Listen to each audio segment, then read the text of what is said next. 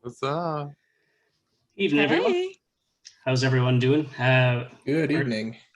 All very welcome here to the very first episode of The Violet Madness here, hosted by Dragon Games. And thanks everyone for tuning in to view us today. Just a couple of announcements before we get into the thick of things.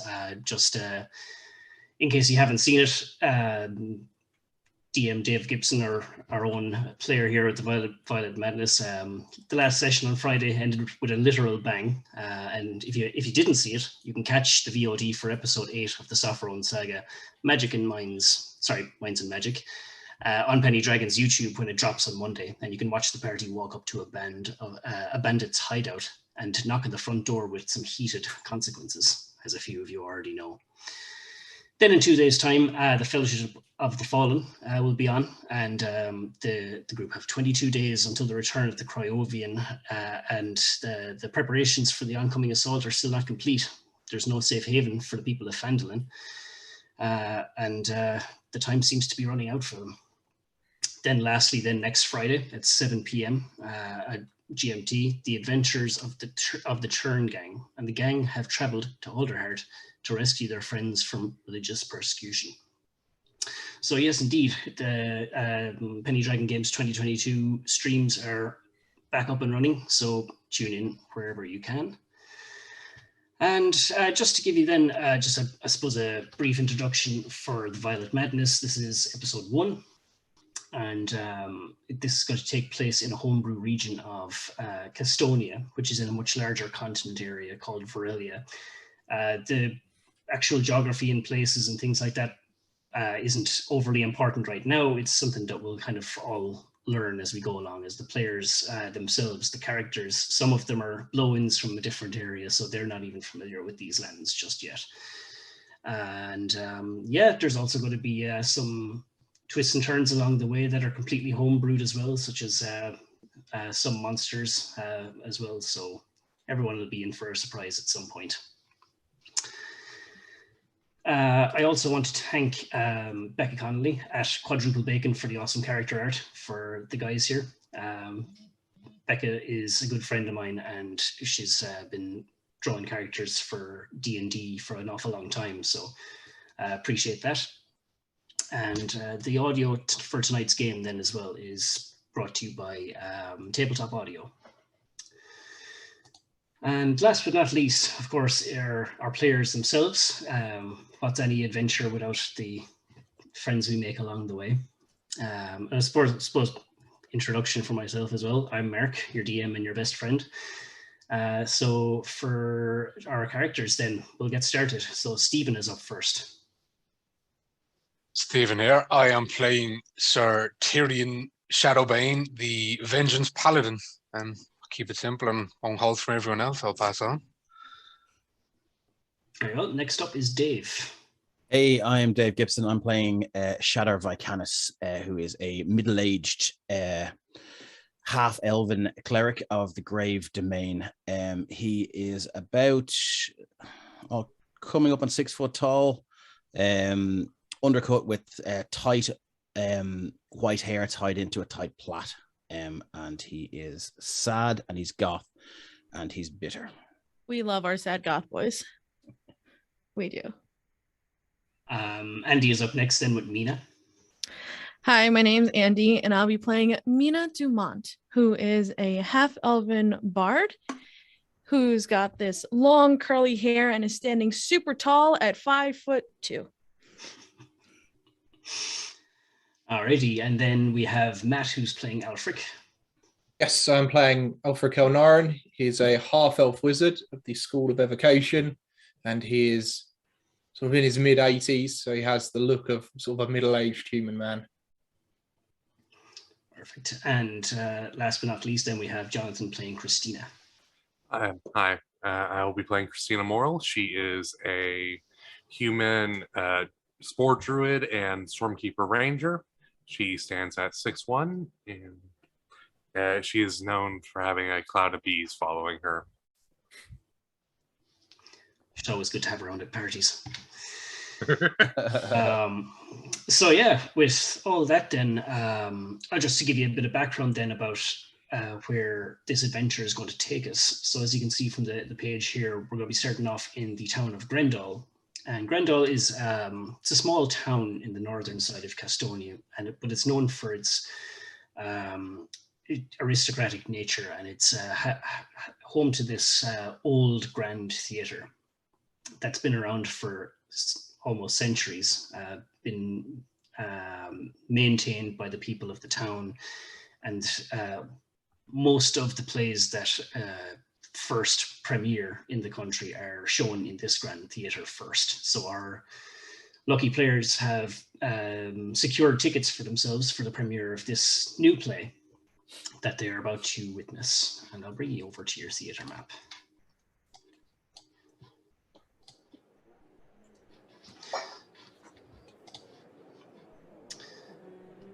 Alrighty, so here you are, sitting in the theatre. Now, the actual theatre itself is crowded.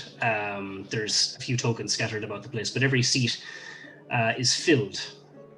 And yeah, the people around you are buzzing with excitement, and the chatter about the plays that is due to start at any moment, there's people just buzzing about it and talking about what they expect to see and things like that. And all of you're kind of unable to concentrate on any one excited voice.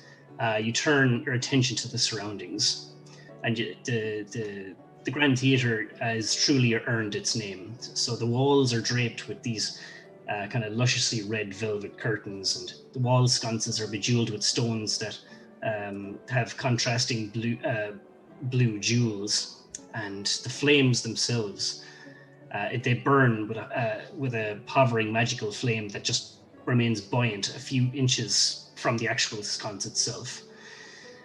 Looking up at the top, the ceiling is wooden, but every kind of piece of the ceiling from the entrance to the stage contains carvings into the dark hardwood, and scenes from pivotal moments of plays performed once upon a time in this very auditorium are masterfully immortalized into the grains of the wooden ceiling. You can only assume there's a spot somewhere left on this ceiling reserved for a scene from this play you're about to witness in the carved inside. So each of you, bar Christina, who's actually kind of just lurching to the back, kind of just standing and leaning up against one of the stone statues, you all have taken your seats. There's an upper area here where you can see Sir Tirion sitting in these kind of like booths that's looking down on top of the stage. And yeah, people are just getting settled into their seats, and you kind of sink into your own seat as well when you kind of see that the lights on the sconces just begin to dim and slowly the music seems to slowly fade. Or sorry, the light seems to slowly fade, and the music seems to get that bit louder. You hear a series of shushes and hushes around you as the play is clearly about to begin. And then the curtains draw.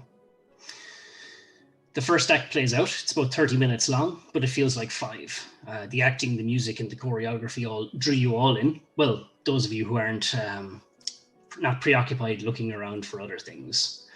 But as that happens, the actors kind of go off stage for that little brief intermission for Act 2. And with that, some of the stagehands start to rush on. And they kind of just rush on stage, and everyone seems to be kind of resume some hushed chatter. It's funny though, when the stagehands start kind of rushing on stage, to kind of form this kind of neat circle around the stage, and it's only after a few seconds you notice that they're not actually taking away any of the props. They seem to be just huddled in this circle. There's about 10 or 12 of them, and they seem to just start moving around.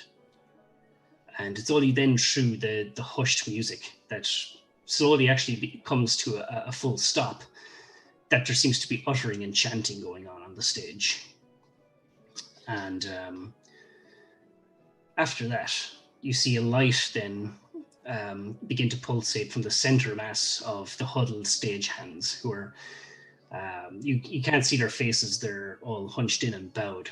And Sir Tirion, from where you're sitting, you can see just ever so slightly behind the curtains of the stairs leading onto the stage, and you can see who you assume might be the stage manager or one of the choreographers or something like that, but they're just kind of looking out on the stage, kind of with their hands in their head going, they obviously don't know what's going on, but people in the crowd seem to think that this is like, oh, did Act 2 start straight away kind of thing? They kind of like, shh, something's happening.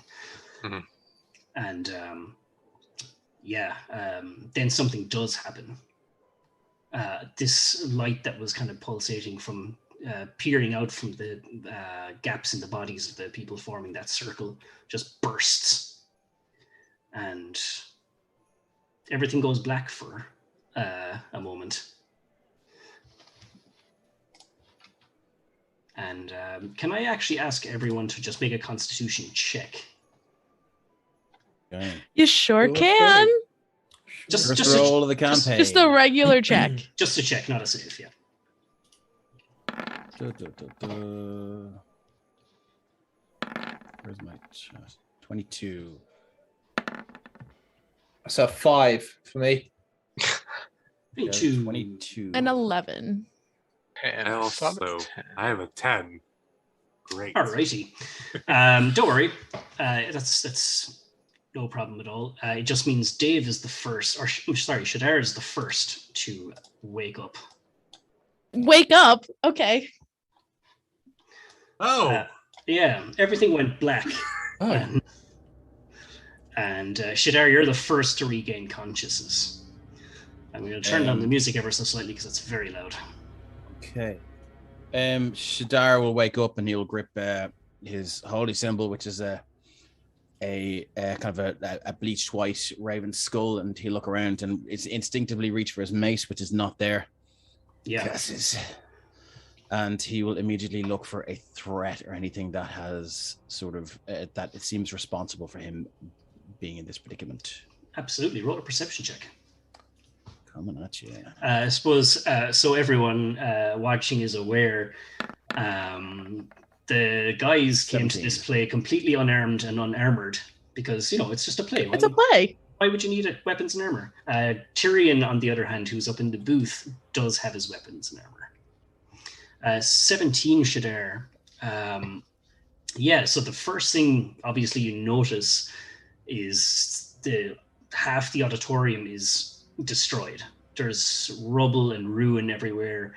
Half of the area you're in has just been wiped by mostly debris, but also what appears to be this kind of myconid substance and a kind of hardened fungal matter that has kind of overtaken half of the seats around the place.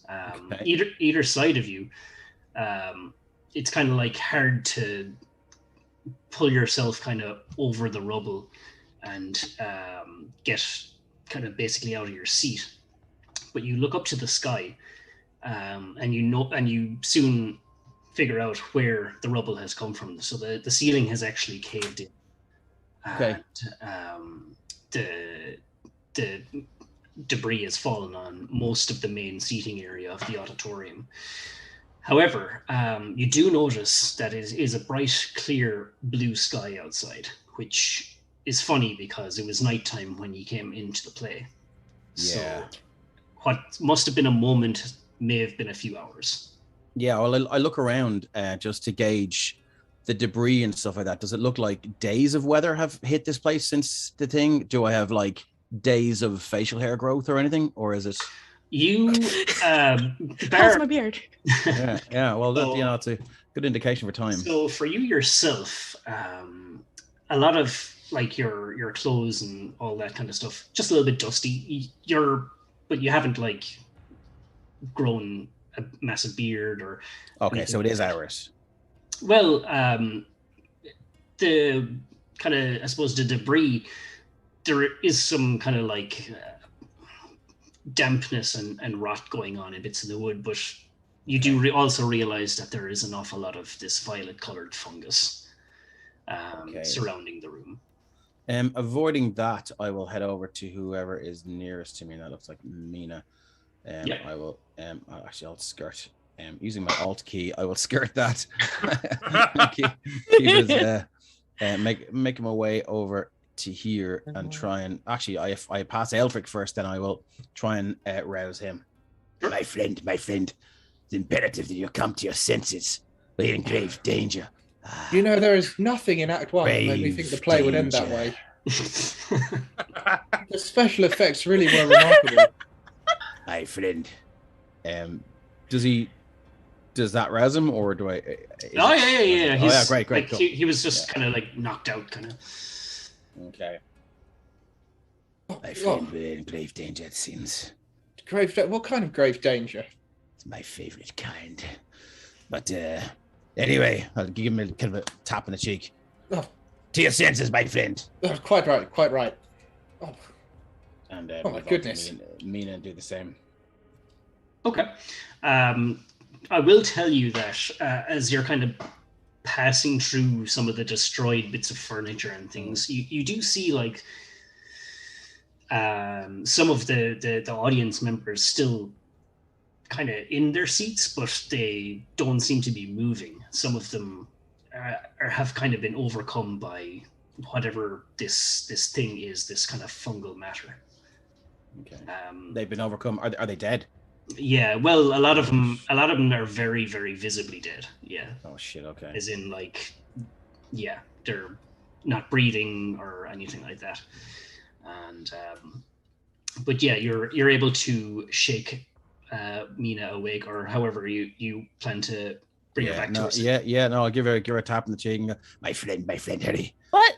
Wake! You must wake up in grave danger. Hi, hello. Hi. What?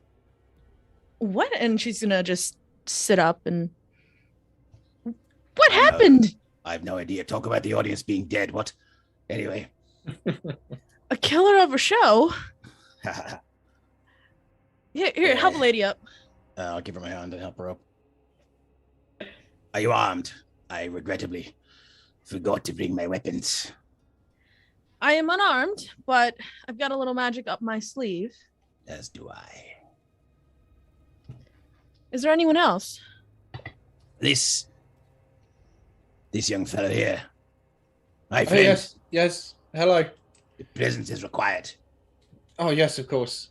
I'm going to sort of clamber a little bit awkwardly over these seats here to come over to Mina and Shadar. Since I am in the aisle, I do plan to take a couple steps in each direction, just checking on bodies that I assume are already dead. Okay, are you just like checking for people who are basically alive, or? Yeah, I'm looking for people that are knocked out. Alrighty. Can you roll a quick medicine check? I'll just take it as a general. Sure can. I'll do the same as well. If there's anyone that I can possibly heal. 11. Yeah, so you get to about here when you hear just a hello? What? I'm stuck under. Can someone help me? And it's coming from around here. Ooh, I am not a strong person.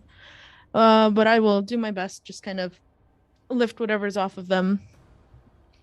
Okay. Yeah, so it's just a wooden chair, really, more than anything. Oh, okay. So. Sorry, I thought it was rubble from the sky.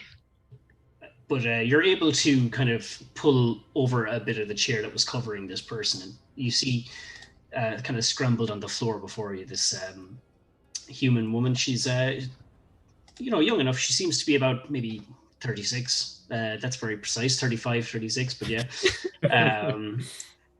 I've got a good eye for that. And yeah, she's just covered in dust, and her arm was trapped under one of those chairs you pulled off, and she's able to kind of clamber forward, and she says, what has happened here? I was just a moment ago, I was the play, and good God, where are we? We're still at the play, but it appears that we've been attacked, so help us stay calm, and we're looking for survivors. Turn to me. Sorry. No, she just says survivors. And she swiftly turns around and she says, my husband is here. He was right beside me. Quickly, describe him, woman. Where is he? What does he look like? Is he dead in the chair next to her? You don't know. It's kind of covered in some of that goop. Yeah. I'll move over a little bit closer to her and say, "Are you hurt, woman?" My arm is a bit sore, but I don't think it's broken. Got her. Does she look like she needs healing? I could certainly. No, like I mean, Okay, mechanically speaking, no, she hasn't taken any damage or Okay. anything like that. Cool. Very well. Let's search for her husband. Okay. And I'll do the rounds once she describes him. Yeah. Away So from the weird myconic stuff. alrighty. So Shadar, while you are doing that, the next, well, it was a tie between Tirion and Christina, but I'll take the one with the highest modifier. So Tirion, you come to your senses while this is happening downstairs. Well, I think being a noble and being forced to go to many a play as a child, when Tyrion wakes up as a fluster and he stands and begins clapping until he realizes he hasn't been woken by the applause and he is shocked back into reality. And I think the first thing he's going to do at seeing the situation is look for the Duke Albertus Fenwell. He is in the booth right beside you here, but he is lying, or sorry, he's just like sitting in his chair, just out cold. Well, you can see the rise and fall of his chest. He is breathing, but he seems to be out for the count. He's definitely going to make his way to assess him. Alrighty. Are you just kind of like not even checking out your surroundings? You're just dashing straight for him? Yeah, he's the priority for the minute. That's fair enough. That's why he's here. Let's see then. Yeah, so you see just a heap of fine dark robes that's kind of laying in this kind of half kind of broken chair nearly, just overlooking the balcony. And on closer inspection, you lean in to see that he's looking rather pale. But it's no doubt definitely Duke Albertus Fenwell, the lord of these lands, and there's as I said, there's a slight rise and fall underneath those robes, so you can tell that he is still breathing. Would you care to roll a medicine check for me, please? Medicine, no problem.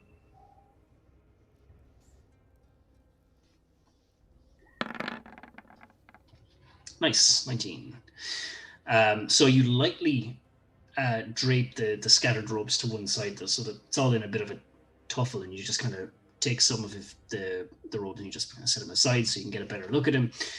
And you give him a quick examination, and remembering your kind of field medic training, and you press lightly on his abdomen, and he lets out a little wheeze breath. He kind of goes, you can tell that he has definitely broken a rib. Yeah, and when you apply that pressure, he kind of just opens his eyes slightly and he says, Who goes there? It is I, Duke. You seem to have picked a good night for the play. Something has happened. We need to get you down from here. The box doesn't look as stable as it did earlier this evening. What the very well, let me... I can't move. I can't move. Something is wrong. And hearing his wail of pain, Tirion will place his hand upon his abdomen and lay on hands for 5 points just to steady him a bit. Yep. So I suppose, Aelfric, from where you're standing, you just seen this kind of slight sliver of silver light from the balcony up above. And Tirion, you placed your hands on just centimeters just over the wound, and then just gently touch where he's sustained the injury. And you can see kind of some of the blood returning to his face, and you can hear the magic going to work. And he just kind of pats himself. He says, God's be good to you. The pain has subsided. I believe I can stand. Would I have recognized that as being of magical origin? You said that I would have noticed the glow. You would have noticed. Like, if you want to roll Arcana, Sure. Since you're a wizard, I can't imagine it would be a terribly high DC. See how we go. See how you go. You can still roll those ones, Yeah. 23. Yeah, 23. You are definitely able to tell that some sort of magic has been cast up in the higher balconies. Everybody up there, up at the balcony. I think somebody's casting a spell up there. Who goes there? Cautiously, Yeah, you hear this. Tirion will kind of raise his head above, not too high to fully expose himself, but to get the view. So yeah, you can all see then this, at first, this tuft of blonde hair, and then slowly then you see a pair of eyes, and then finally a full head peer over the balcony. "'Tis I, Tirion Shadowbane. I have a wounded man up here. Are you friend or are you foe?" We're Well, friends so long friend, as you I should didn't hope. bring the ceiling down upon us. Are you responsible for this devilry? No. Are you? I was addressing Blondie up there. Oh, sorry. "Do you need a minute? Did you have a situation which you would rather beggar between yourselves? So I have a wounded man here. I'm bringing him down, and no, I am not responsible for this catastrophe." Very well, I'll believe you for now. Bring your patient. I am a healer of sorts. I may be able to. I'm aware of you. Really? I have not had the pleasure. And so Tyrion won't reply. He'll just begin to help the Duke down. All right, can I ask for yourself, Tyrion, to make a perception check as you kind of, I take it you're kind of giving him a hand down this hall. Yeah, like giving him a shoulder to lean on, taking away. 17. Yeah, so I suppose where you're standing, I suppose that statue to the north almost completely crumbled under the weight of the larger growths that have kind of accumulated along the walls there. But towards the stairs, further down, roughly around here, you spot a slimy purple tendril kind of slide into the crack in the wall behind some of the fungi, and it makes a horrid sound as it does. Yummy. Well, he's not a stupid man, so in seeing a tendril and the abundance of purple globules everywhere, Albert, Duke, you stay behind me at a safe distance. There is something fiendish ahead. And he will draw his sword and slowly start walking. Okay. Towards the. So you're telling him to just stay there. Yeah, no, well, to follow him, but like at a 15, 20 foot distance, so he's not. Gotcha. I'll bring him to about there. Yeah. Okay. So you get to the part of the corridor where you saw this, tendril just slide back into the wall. How do you approach getting past? Well, let's say when he's close enough to the hole where he saw the tendril or tentacle, cautiously peer in, but like holding his sword ready to swing if needs be, just to see if anything shoots out or not. Okay. Yeah, you peer into this kind of crack in the wall, and there's maybe like a 4 or 5 inch gap between this wooden wall and where the actual like stonework of I suppose the greater building would have been laid. So there's definitely some room to maneuver for something thin enough to navigate through the walls between those two sets of material, but nothing. Like a false space behind plasterboard, kind of, right? Yeah, kind of, yeah. It wouldn't be enough for like yourself or any other kind of humanoid to to kind of navigate through. You'd want to be maybe like 4 or 5 inches wide to kind of fit through it. But something viney and wavy like that tendril you saw would definitely be able to kind of shoot along these walls. For sure. Plate armor isn't fitting in there. Seeing that the space is clear, I think Tyrion's shield has been mounted on his plate armor on his back under his cape. He'll take that out, place it, covering as much of the hole as he can, and then Albert, quickly make way. There is something here with us. We are not alone. And then that he gives a swift nod, and you're just like, yes. And he waits for you at the top of the stairs. And then as he's passing, he will shout out, Shadar, and those of you on the floor, there's something here. I didn't get a good look at it, but it has tendrils. Beware. So while he was investigating the tendrils, I think Mina would have gone towards the stage to see if any of the performers were there, or if there's any scorched marks on the stage from the magic that was used. Okay. So we'll just jump to Mina in just a second, actually, because sure. The last person to kind of come to in this scenario then would be Christina. So this will be kind of happening as Tirion is guiding Albert down the hall. So Christina, you got kind of knocked out in a funny way. So you were watching the play from a standing position, and you were just kind of leaning up against this stone statue. When you wake up, you're still in that leaning position, but you're kind of held up in that standing position by some of this purple fungus that has kind of almost fused you with the. Well, not fused, but kind of acted as an adhesive for you to be kind of still propped up by this statue. So that is, you basically wake up on your own 2 feet, but you're kind of held up, if that makes sense. Interesting. Yeah. I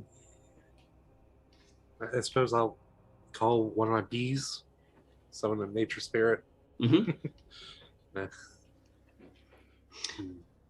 For which note? How, just for the crack, or are they going to do something? Well, the bees can lift me. Okay, cool. So, just large swimmer bees starts popping out, I guess, under her leather sleeve. Cool. Yeah. Sounds good. You're not. When I say it wasn't acting as an adhesive, it wasn't terribly strong. They just kind of. Okay. They just kind of lift. They kind of just lift you off. And Aelfric, Mina, Shadar, you all hear this, this bzzz from further down the hall as you turn around and see that a body is being kind of just lifted into the air by this kind of weird, staticky looking cloud of tiny black dots. And so some of this myconid substance, just with a long strain of just this weird ooze, just drops to the ground. And Christina, you are now free. That's interesting. I'm gonna try and get as much as I can off my clothing, if there's any on there. Yeah, there'd be a little bit of that residue. Christina is honestly just gonna inspect it. What Cool. was holding her? Roll a survival check.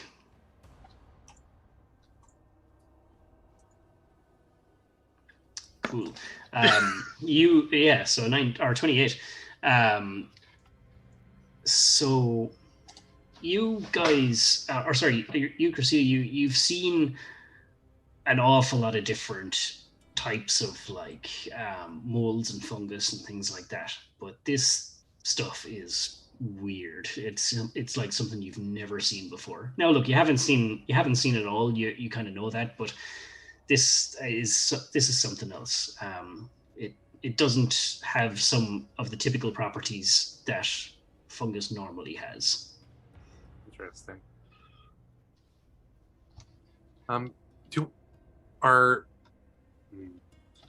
I suppose I'm seeing if my spores are interacting with it at all.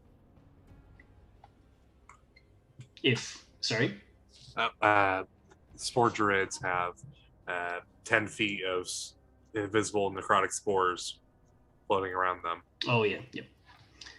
They don't seem to interact with it all that much. Is there anything else you'd like to do before we kind of, I suppose, advance Tirion coming down the stairs and etc.?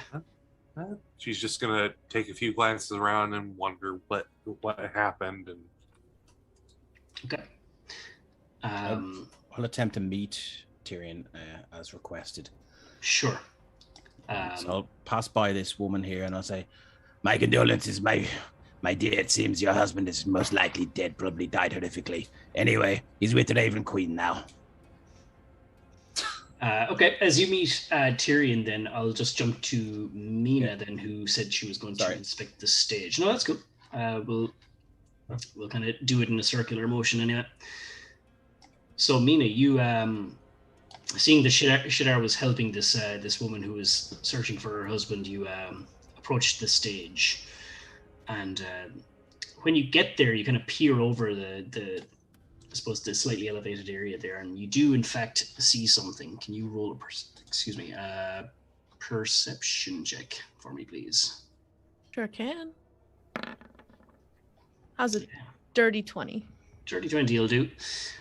So yeah, the stage is ruined. Basically, you know, the curtains at the back are all sullied and torn to shreds, revealing, you know, a thick wall that was kind of broken in parts, revealing even more of that purpley fungus that is growing in the passageway at the back, you know, and that passageway is no doubt used for performers to kind of switch from stage left to stage right. So, but looking at the warped and split floorboards, you see a circular rune that seems to have been burned into the wood amidst the kind of smaller fungal growths, and that are oozing through even the smallest splits in the timber. So there's something there. Okay, I definitely want to make some note of that, whether it's drawing it out on a piece of paper or... Good. Yeah. So you kind of, as best you can from where you're standing, because you're kind of at like an angled kind of view. I'll get back. I'll get on the stage if it gives me a better view. Probably just up there. You can go in this way, or you can hop onto the stage. It's not that high. Yeah, I'll hop onto the stage probably here, not on the fungus or the symbol, but... Yeah, okay, so you get a better look at it, and you kind of take down the basic, you know, shapes and some of the symbols that are kind of embedded around this rune. Can I recognize anything about them? Like what kind of magic it's from? Like what kind of school of magic? Yep, roll an Arcana check.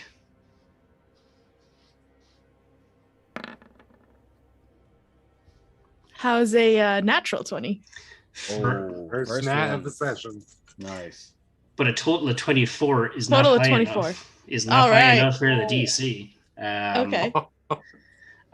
You're unsure. You've never seen the majority of these symbols before. You don't know what it does. Okay. Would I be able to investigate one of the dead bodies? Absolutely. Without touching it? Yep. Just out of curiosity, whereabouts are you inspecting one of these poor souls? Whereabouts in the audience? So I'd be looking. Did you say some of them would seem to sort of have this fungus sort of infesting them? Mm. Yeah. So I'd like to look at one of those and just looking at the sort of fungus itself, I suppose. Really. Okay. Cool. So. So from where you're standing, I suppose there's a majority massing here. Like anywhere you see some of the purple on the map. Okay, I'll take a closer look at this bit nearest to me. Yeah. Can you roll a survival check? Yes. 17. Cool. Yeah, so it's for those poor souls who perished by these means and not by the rubble. It seems to have kind of infected them, and you're not sure of like how long the incubation period was, because you don't know how long you've been out, but some of the people that are just sitting in the chair are kind of covered from the feet up to the waist. You can't even see their waist and legs because they're just kind of overcome with this substance, but they're just kind of lying back in the chair, their skin almost as white as bone, and their face gaunt, as if just drained of life. But some of these fungal growths have kind of just grown on their person, like as in coming out through the skin and not on the clothes, kind of thing. Okay, so I'll raise my voice slightly and say, just probably best not to touch any of this substance. Just a word of advice. I think we probably should look for any more survivors and leave. I agree. I've never seen magic like this before. And I went to college for magic, so... Oh, me too. Ah! Sorry. No, go ahead. I was going to say, probably not the time for the reunions, my friends. Oh, quite right. Let's hasten. Aelfric, you hear this lady here going, you sir, can you help me, please? Yes, of course. And I noticed that she's covered in dust, so I cast prestidigitation to brush her off a little bit. Nice. That's nice of you. She's a haircut as well. Yeah, she's just kind of pointing at the seat beside her. Says, I found him. He's under here. I can see him. Oh. Can you help me? Can you help me? I must rescue him. I may just be able to. Now, be careful. Try not to touch anything unusual. And I would like to cast telekinesis to try and lift any rubble or material that is covering the seat in question. So, she's still kind of pointing at this mass of this stuff. You know, it's a mix of kind of debris and kind of fungal matter and things like that. And she's still pointing at it when all of a sudden they just start to lift, and they just kind of lift over to one side, and you just kind of plop it down, not too harshly to drive dust and spores everywhere, but you just kind of set it down. And there, lo and behold, she was right. Someone kind of was under this massive stuff, but you can tell from where you are that this poor soul he's just kind of head down in the chair like that, and you can see from the back of his neck that some of the stuff is on his skin. And she says, he's alive. I can see he's breathing. Look. Be careful now. Are you coming up behind her, or no? Or she's kind of staying put, or are you staying put? Oh, I'm keeping my distance. Okay. And she starts to shake him. She's like, wake up. And then you just hear this psh. You see some sort of like liquid get shot up into the air. And she just covers her eyes. She goes, ah! And writhes around in pain. And she comes out to the aisle and just falls to her knees. And she looks up at you, still screaming in pain. And she looks up and there's just red blotchiness around her eyes. Healer, is there a healer? I can't see. It burns. Yeah, I mean, I'll look over my shoulder and I invest the art of healing. This lady is clearly in a great state of discomfort here. At this point, Tirion and Alvarez Fenwell are down the stairs. I'm going to hop off the stage and start making my way towards Miss Squirty over there. Oh. Easy now. Quite the nickname. Who is screaming in pain? What has happened? This woman is in peril. Peril? And I'm not skilled in the healing arts.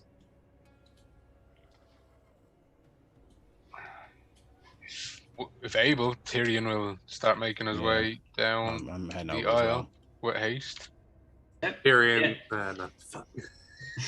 Christina. I've never seen anything like it.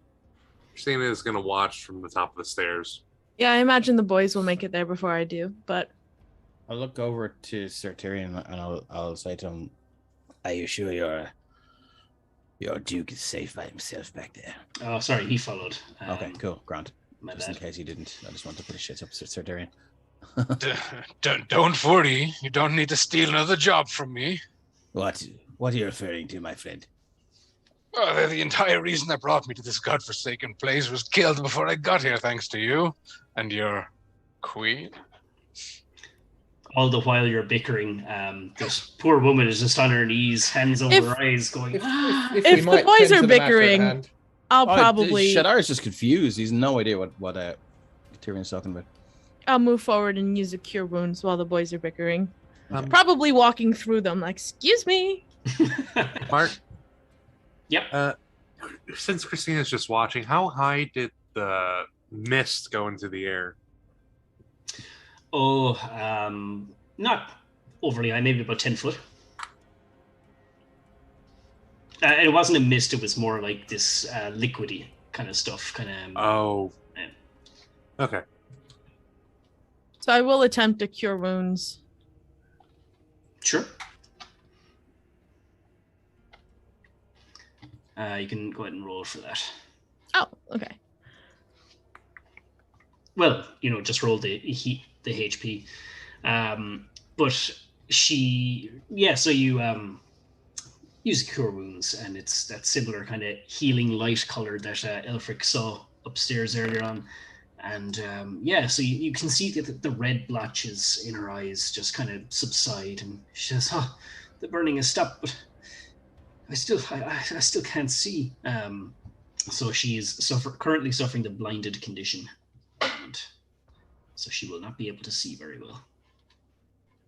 Well, look, try not to panic now, and I'm sure between the lot of us we can help you out of here. How did you receive this injury? These are questions we can ask outside. I agree. It's the fungus. Well, did it explode or what? We should You pass must- quite a amount of them to get out. Like I said, absolutely outside. fascinating. Let's go It outside. sprayed some sort of liquid in her face. Terrible. Right. Are any of the doors still standing? Which way must we go? So just for you guys would have come in any one of these 3 doors at the back where Christina is. Okay. Yeah, I'm The exits. Yeah. beelining towards Christina.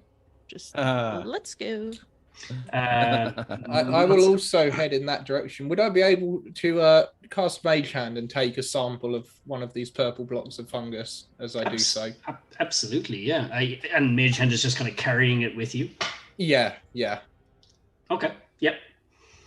Actually, I do have some vials. I imagine if they're stopping to take samples, then I have taken the civilians out of this place. Yeah. Yeah, As long Tyrion was as- going to stand at the Dragon back Heart and right escort them out. Yeah, as long as the doors work. And I will mage hand open the door because I'm not touching whatever that is. You ain't touching nothing.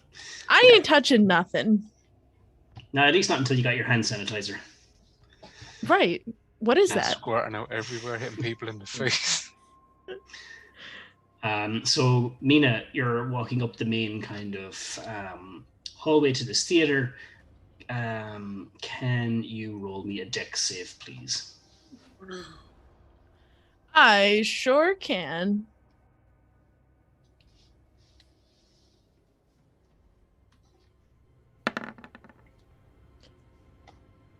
$16. Nice. Okay. Let's see. You get to about here when you just kind of out of the corner of your eye, you just and just in time you see something just lurch out from under the seat trying to grab your ankle.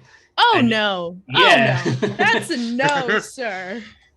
But it is a hand, and this dude here, he goes, "Please help me, I'm trapped." Sure thing. Sure thing. Just In ask the next future, time. you can just call and ask. I gotta keep you on your toes, But yeah, this is an elven gentleman. who looks like was in very kind of fine robes, but is now covered in an awful lot of dirt and dust. And he's just trying to crawl out from underneath some of the turned over chairs. Well, I've got 2 hands and a mage hand, so I will do what I can. Yeah, you're pretty easily pull him out. I have a mage hand with these. But this dude just, you pull him out, and he kind of promptly gets to his feet with a little bit of a limp, and he kind of dusts himself off and goes, "What in the devil has happened around here?" I'll tell you outside. You explain yourself right now, young lady. What is the meaning of this? No, What? and I'll just walk. Just keep walking. Okay. As Mina passed by, I'm gonna say, "What's going? Are we leaving?" Yes, we're leaving. Okay. And I'll get to the door, turn with a flourish. Come on, boys, and get back out. Because Very well. I'm not the smartest of folks, but it's a fungus and the dust and the liquid, and we probably shouldn't be breathing this stuff in. So I'm gonna go. I'll make for the door as well. Alrighty. I suppose Finding I'll the take a civilians out of the sample, door. or I guess I'll take the sample from Aelfric and put it in the vial. Yep. If Sure. that's what you want to do, that's perfectly fine. So yeah, you carefully, with the mage hand, just drop the specimen into the vial, and Christina just corks it. And That's very helpful. so we'll gather up these NPC tokens for you. Yeah, should I just leave myself at the door? Yeah, just leave yourself there. And Tirion, as you're passing, this elven man is still kind of stead where he is, and he's like, "You must explain what the devil is going on here." What's going on is a catastrophe. Get out before the building collapses, you fool. Actually, Free that's a to good move, point. or is he stuck? Very, very well, very well. Mina will turn around and just poke her head back in the door. If anyone's still trapped, scream. Okay. Yeah, seems to be all of us. Alrighty, let me transfer you guys over to the next map, which would be the entranceway out into the town. Let me get What, these. you got the music? Let me turn that down a small bit. Top right corner. Yep, so you guys are in the top right corner of the map. This is the main entrance hall to the theater. I'll just pop those NPC tokens in there, and there you go. Interesting. So this would be the front door. Mina, you don't see any. You know from the hole in the roof that it is daytime, but you don't see any daylight coming from in between like the slits in the door. Thanks for the bits, Kate. Thanks for sharing 100 bits. Ah, thanks a million. Ooh. Thanks, Gibson, for 100 bits. You're welcome. The light not coming in, is it because things are kind of, can I tell visually from where I am if something's blocking it, or just You can take a closer look and roll perception.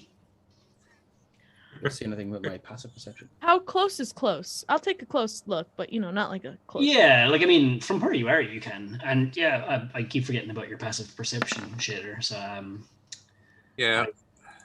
yeah, so like I mean, you can see like little tiny keyhole beads of light along the underside of the door and along the sides. So something is up against the door. Ah. Something's up against the door. Thanks for the raid, 8-bit community. We just Whoop. everyone jumped Oh, in nice. with 24 viewers. Yep. Hey. Welcome along. Nice. Welcome, guys. Welcome. Come. The guys are just leaving a theater out here and coming into the town proper. Yes. But they're too afraid to go near the door. I will So match- telekinesis Oh, lasts I'm for sorry. 10 minutes. Would it still be active by any chance? Say that again, Matt. Sorry. Telekinesis can be held for 10 minutes. You Sure, can still use yeah. it. Would it Yeah. still be available to me? Yeah, you'd have a minute or two left in it, I guess. Okay. Well, that's probably a bit harsh. Maybe 3 or 4 minutes. Well, I would like to try and sort of throw my telekinetic force against the door to see if that can dislodge it at all. Alrighty. Is there a damage roll for that? I think it just says you can move an object up to 1,000 pounds in weight. Okay. Yeah. And I really hope that I'm not pushing a pool door because that would be embarrassing. Oh my god. You are now. I know. 1,000 pounds of force is more than enough to just, you feel like this is something ridiculously heavy up against this door, so you just throw everything you have at this, and the door just goes and just bursts open. You're kind of like taken aback for a moment with the intensity of the light that kind of comes out through the door, and the door to the actual theater itself just goes flying. Let me reveal the area for you. Marginally easier than expected. I will also mention those who are within 10 feet of Christina just smell like, I don't know, earth, I suppose. I'd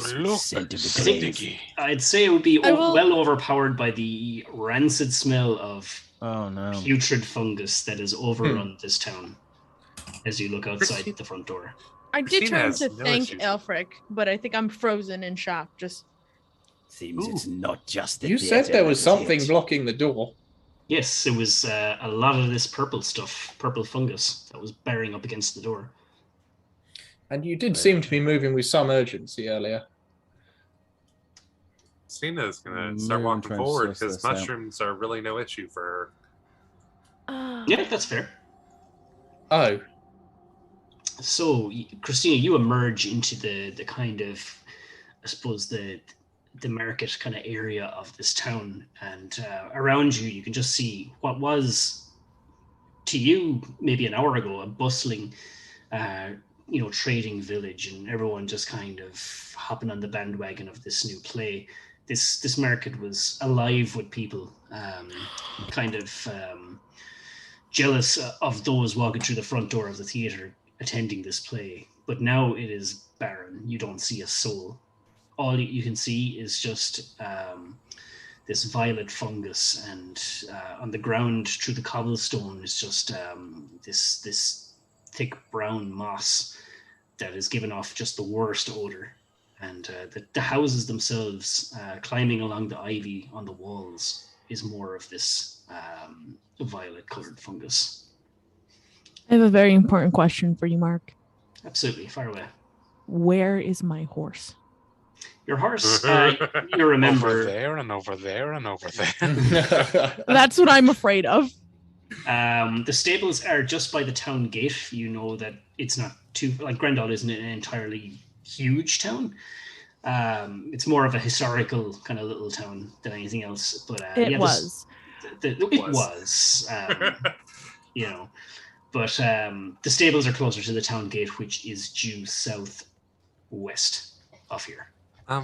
Is it like within a minute away if I was taking a run, or? No, it would be further in. Yeah. Okay. All right. Call over my shoulder to Aelfric and say, "Careful, there's a lot of that violet stuff there. There's not much room to get by." That's very funny. All right. Thank you. I agree.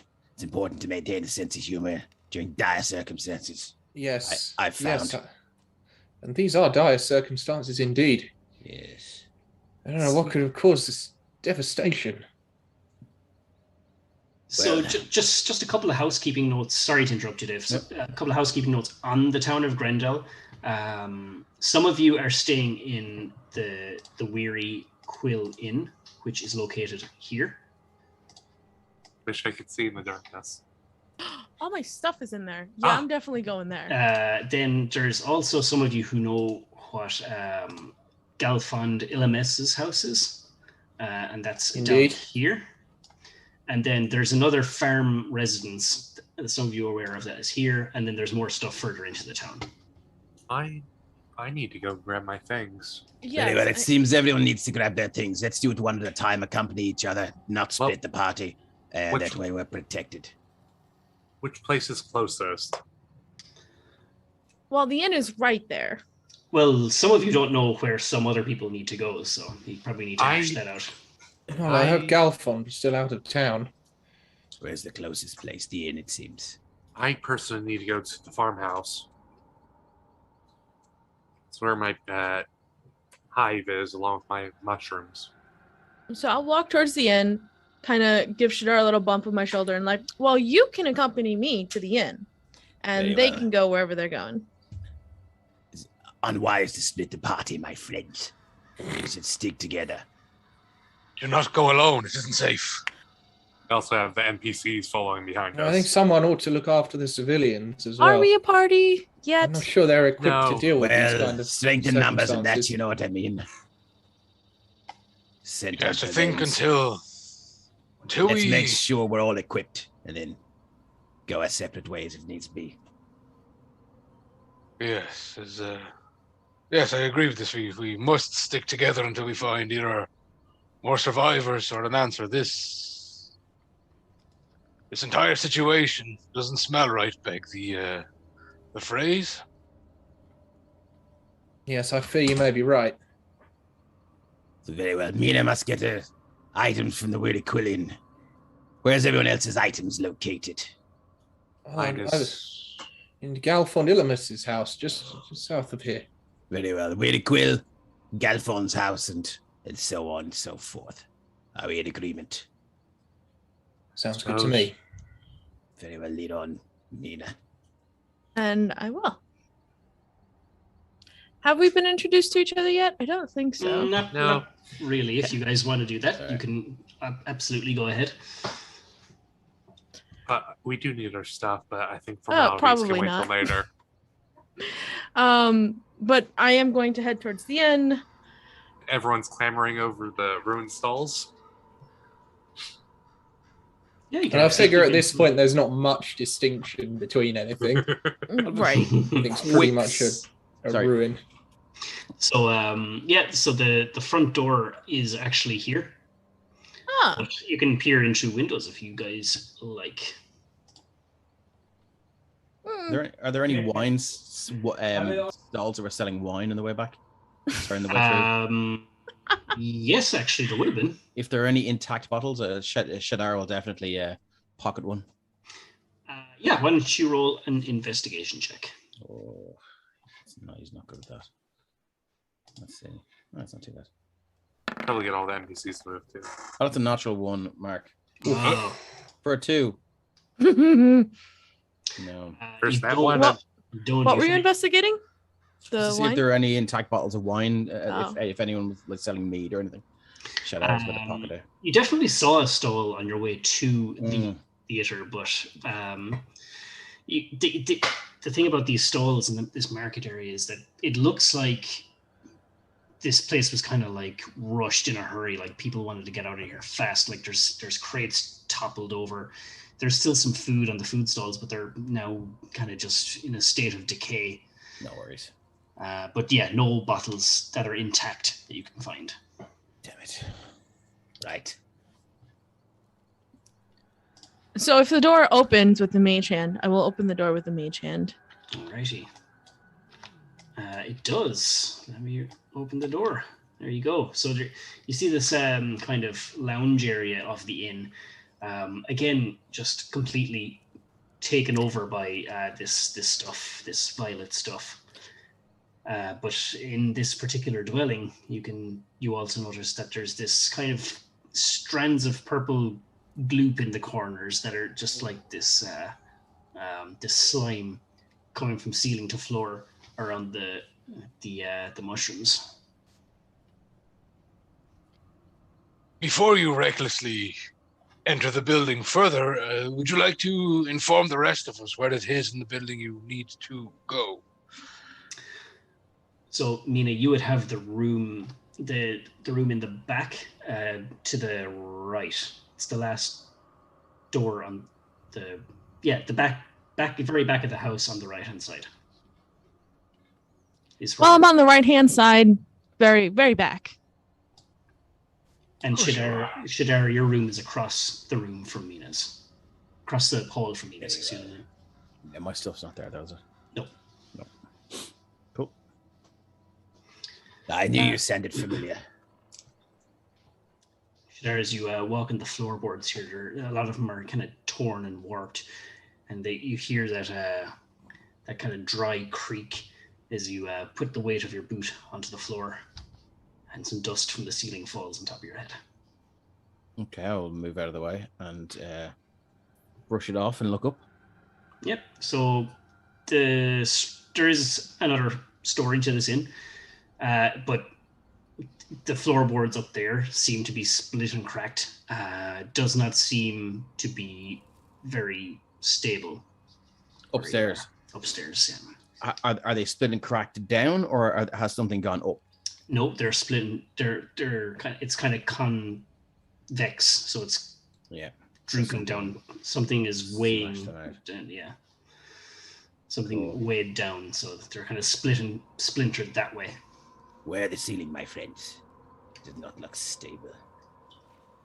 Tirion will turn back out the door and just say to Alberus, Alberus, please stay vigilant. I must venture further in to assist this young lady. I shall be as quick as possible. Well, Sir Tirion, you just hold on there 1 second, sir. Is there, we're unarmed civilians. Is there anyone to stay with us in case something happens? Well, unfortunately, at the minute, Alberus, I am the only armed individual, and I intend to arm as many of us as possible. And this young lady informs me she can be armed at the rear of this building. I can keep an eye on them if need be. Christina's just standing right here, right next to them, as she casts Great Bonfire right next to her. Okay. Seems to be in hand. Alrighty, I see as well. Follows Mina. I'll try to catch up with Mina. Please be quick. Oh, nothing to worry about. Don't worry. I didn't want to go ahead on the map. Is it? Yeah, no, I'll open this door for you. Thank you kindly. But bearing in mind that any heavy footsteps you make do cause that kind of dry creak at the floorboards and more. Well, good thing I'm not wearing a lot of armor and insisting on going all the way into the building. Yeah, well, there you go. So, Mina, you entered this. This die. Nice, nice, cozy-looking hallway that has 3 doors. So, this room. Or sorry, you can't see that. So yeah, so the one you were at is your room, and then this one here would be Shadar's quarters, and this room here you've never been in. Not seen it paying, sorry. Oh, have I been in Shadar's room? Oh, sorry. Not that he knows about. Not that I'm aware of, my friend. So this room here, you've never been in. Okay. This room that Mina is in front of is her room, and this one over here is Shadar's room. I'll head to my room. Yeah, I'll go to my room. Okay. I'll unlock the door. I'm sure Mina will. So there is a little chest in the corner of the room, Mina, that you know contains your gear, but everything else in this room is just destroyed. The bed is just collapsed and in a state of decay, and there's an awful lot of that purple slime, accompanied as always by the mushrooms kind of growing from the cracks in the walls. And Shadar, your room is very much the same, although you were had to settle with the box room. I'm a man of very little needs. Yes, a simple bed will do me, and a jar of water to wash myself. In the interest of time, Mina's gonna grab everything and head out and put on her armor and stuff outside. Gotcha. Yep. That's no problem. While they were searching the rooms, was this third room's door open? It wasn't open, but it's unlocked. I think, as a courtesy, Tirion might just attempt to open the door to see if there could be survivors hiding. Sure. You open the door, and that's why you're opening the door. Sure. It's a food prep area, so you kind of take it to think that this is where the innkeepers kind of prepared the lunches and breakfasts and dinners. But you do, at the far side of this room, amidst some of the more of this purple stuff, that actually roll a perception check. Perception.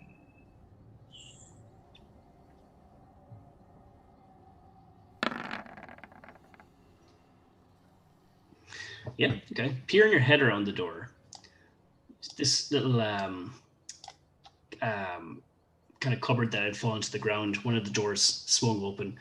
Just you can just see the top of this this bottle, this corked bottle, and it's lying on its side. And you can see the contents of it are like a brightish red, but you can't see like the round bottom part of the flask, if you know what I mean. Just the neck of the bottle. When we were outside, was Shadar making it obvious that he was looking for some? Nah, I was just picking through the remnants of the stalls and whatnot, just kind of kicking through the debris and what. It wasn't going, he wouldn't have been uttering stuff out loud as, come here to me, sweet beverages. I must find thee wine. Nothing like that. All right, well, in that case, I think Tirion will just leave the door open, seeing no one inside, and just wait for the others to leave and follow them out. Okay. Well, I'll take a look tomorrow, so he might see you passing by. I'll take a look into the room as I pass by. Yeah. Yeah, make the same roll, perception. Actually, you don't need to. Well, my passive's a 19. My passive's a 23. So. Yeah, so we're both fairly eagle-eyed. If anyone so much as even breathes loudly when you're asleep. Yeah, that's the hell. The three eagle-eyed people. Yeah, and eagle-eared, he hears like. I'm gonna have to make sure my tent is very far from yours. That's his perception of 23. Yeah, jeez. But peering in the door, it just like Sir Tyrion, you see like the top of a bottle. But where is it? It's just poking out of the open door of this cupboard. I'll pop in and just check it out carefully. Okay. Keep an eye out for anything dangerous or tentacles or mushrooms or anything. Yeah, so you look around and you kind of fully open up the doors of this cabinet, and there on the ground with a little note kind of just pasted onto the bottle is this just round bottom flask full of a bright red liquid. It's definitely not wine, but I think you would have seen enough of them before to identify it as a potion of healing. Oh, very good. I'll take that. But there is a little note stuck onto it as well. I'll give it a read. Just now? Yeah, as I'm walking away with the bottle, I'll pull the note off and I will have a look. Okay, so you're just walking away paying attention to the bottle. And looking at the note, yeah. Yeah, before I read that out for you, can you roll a dex save? Sure. There we go. 12. So you're kind of walking back out of the room, kind of head down, looking at the note, when you hear when your foot just presses down on one of the floorboards, and you just hear this loud. Right. And then you kind of look up and you see that above you is one of the larger of the only bathtub that's in the entire inn on the floor above it. Oh dear. Yeah, it falls and through the ceiling, and you dive out of the way, but it just gets you, just kind of catches your leg, and you're going to take 7 points of damage. Falling bathtub will do that to you, I guess. Yeah. Or no, not falling damage, bludgeoning damage. The bathtub itself was the thing. But so it kind of catches your leg, but you're able to yank it. You're able to yank it out. But hey, you got this sweet healing potion, and it didn't break in the skirmish. But on the note it just says, Robert. Watch out for the bath. Robert keeps cutting himself preparing the food. I had to purchase one of these things because he almost nicked one of his veins. Please make sure it doesn't happen again. Management. Okay. Management, very good. That's a lot of gold investment into the employees. I'm glad I gave this face my face. That's a good healthcare plan. Yeah, it's a good healthcare policy. They're dental as shit, though. Crash, is everything all right? Well, it seemed the bathtub fell from the ceiling and crashed through the ceiling and hit me, and then it fell through the floor. Are you all right? Shame. It's a bit of a bruise, but it will be all right. Also, I found this healing potion. Rather fortuitous, don't you think? Yeah. Counterintuitive one, might I? Yes, well, remains to be seen until I drink it, my friend. Well, if you can walk, let us go before the lavatory follows. Indeed. You wouldn't want a chamber pot on your head, what? Not a bucket. Yes, I agree, my friend.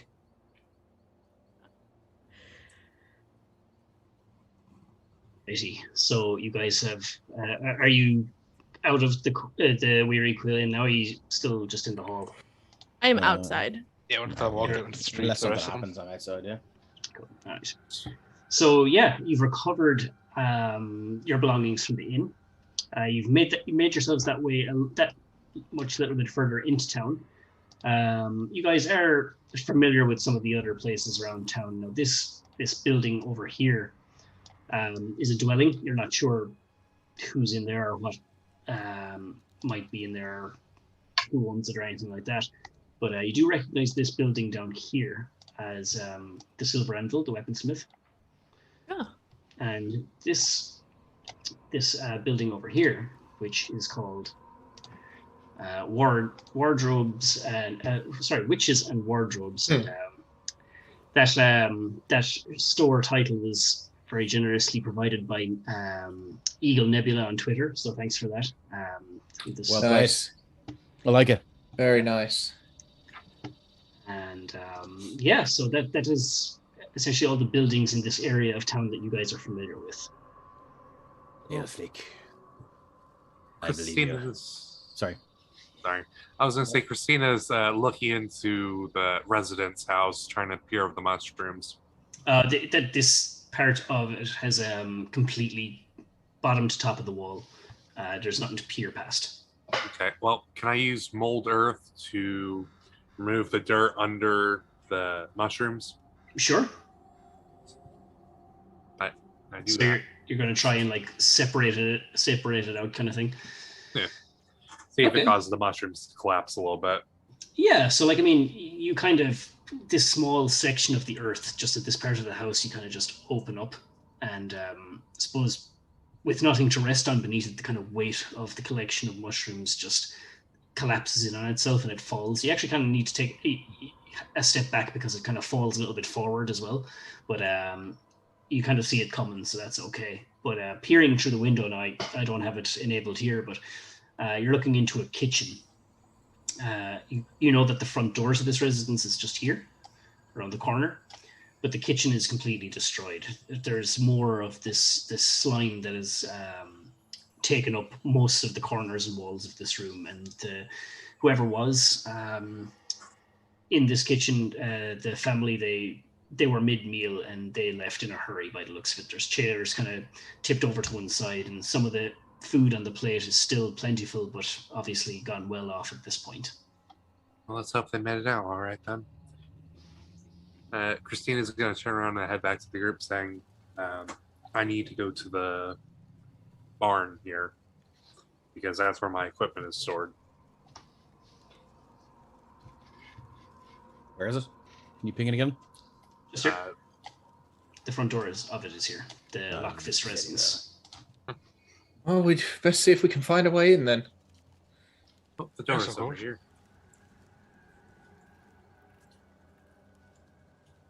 So at some point, I think as we're all roaming around, Mina is going to try and take another look at this purple fungus and determine if it's still magical or if it was placed there magically and is now natural. Okay. Yep. I guess that will be another Arcana check.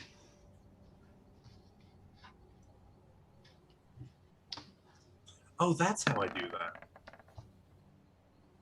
Oof. Nope, I can't tell. Yeah, like this stuff and its magical nature is just completely lost on you. You're not really able to get a good grasp on it at all. So I would like to. I don't know what your ruling will be on this, but I'd like to try and cast Dispel Magic on some section Sure. of the fungus to see if it clears out or anything like that. Yeah, sure. You can go ahead and try that. Would you like me to roll for it? Anything less than 3rd level would Okay. end. Nothing happens as you kind of just,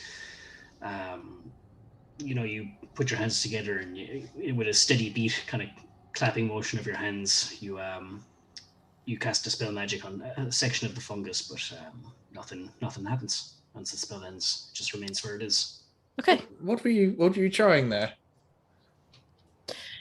Well, I was wondering if this was still magical, that there was some spell or some curse that was causing the fungus to remain.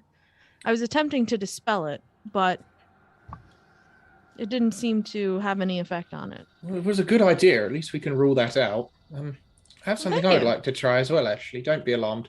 And Let's I'd like to draw my wand, take aim at an isolated piece of fungus, and cast a firebolt at it to see if fire has any effect against it. Very, very studious of you. Yeah, so like you can take this piece here, wherever Yeah, you like sure. to fire it, or somewhere further afield. We'll say a safe distance anyway. You just pick a clump of this mushrooms and you fire off a firebolt at it, and something funny does happen. You send off the firebolt, and as soon as it collides, the hue of purple that it is seems to darken, and you can kind of see this mold not shrink or shrivel, but just darken. Now that is interesting. That Curious. is interesting. I have something I would like to try as well, my friends. And Please go Go right for it. ahead. okay, so Shadar will turn to a piece of. He'll maybe move to here, and he'll look at this piece of fungus here, and he will cast Sacred Flame because he's interested to see Okay. if radiant damage or radiant energy does anything to it.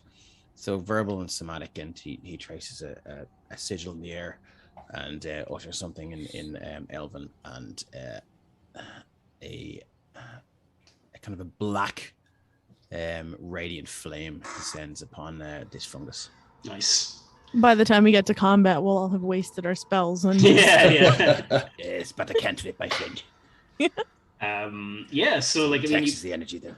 you cast your sacred flame, and yes, this black radiant flame just kind of burns out from underneath this clump of mold, this clump of fungus, and it seems to, like, I suppose no different than what you'd expect if you were to fire this at like a normal piece of vegetation. It just kind of crisps up, and parts of it kind of fall to ash. Okay. But in terms of Does it have the same effect that fire did? no, it No, doesn't. okay, good. It seemed to the color of the mushroom seemed to darken with fire, but with the radiant, it's Okay. it had that kind of burning look to it, but it kind of just, as part of it, kind of just fell to ash onto the ground, And kind of sweeps away in the wind. turn Well, to that's Elfric and I'll interesting. say, yes, very curious. One more thing, and I'll cast Toll the Dead on another piece, which does necrotic damage. Okay, that's interesting. You all hear a dolorous bell, just dong. It's more kind of inside your head than actually audible. And sorry, there's the Toll the Dead in the chat. So it would potentially do 3d8 or 3d12 if it's damaged. Yeah, and much like the radiant spell, this necrotic bell that rings out, it just you kind of see that vibration, the dong of the stuff, and it just seems to age and fall to pieces. As expected. Is that the reaction? Sorry. For something living, that's the reaction that I would have Yeah. expected. Okay, cool. Nothing crazy out of the ordinary there. I've learned something else this day, my friends. Yes. Well, good to know it's not completely invulnerable, Yes. whatever it is. I think while everybody's been doing their investigations, Sir Tirion will just take a minute just a few seconds to concentrate and just let his senses guide him and ask Torm what it is he's surrounded by, and then just do a divine sense 60 feet around himself.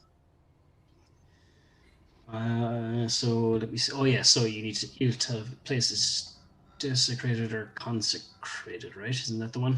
Oh yeah, you can detect celestials, fiends, and undead within 60 feet, and then consecrate, desecrate. That's cool. Give me 2 seconds, and I will check something.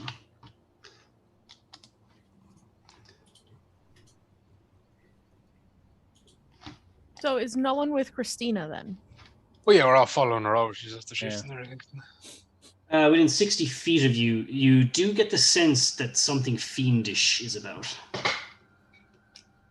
I know the rough area, don't I? The rough, you know the location. Yeah. But you don't know exactly what it is. It is all around you, my friend. Oh, Ah. fiends. Breathing Fiends down your everywhere. neck. Yeah. All around you. You look uncomfortable, said Tirion. Yeah, you kind of see Are we this in wave danger? of this look of disgust on Tyrion's faces. You know, it's as if like the place already smells pretty bad, but it just looks like he got a whiff of rotten eggs. Is everything all right? You're quite all right, sir. No, we are surrounded by fiendish magics. I suggest everyone keeps their head in the swivel. It is quite rare you smell these things without someone behind them. Sounds painful, but I will. It's probably wise advice. Christina, do not venture too far on your own. Yeah, and as you say that, Christina is kind of walking around the corner of the house. I'll stay and guard the civilians this time. I'll stay with I'm the quite civilians. intrigued by everything that's going on, so I'm gonna follow along. Okay. Christina's I've got armor to beelining put it to on. the farm. Alrighty, so yeah, there is a back door here through the kind of pig pen area.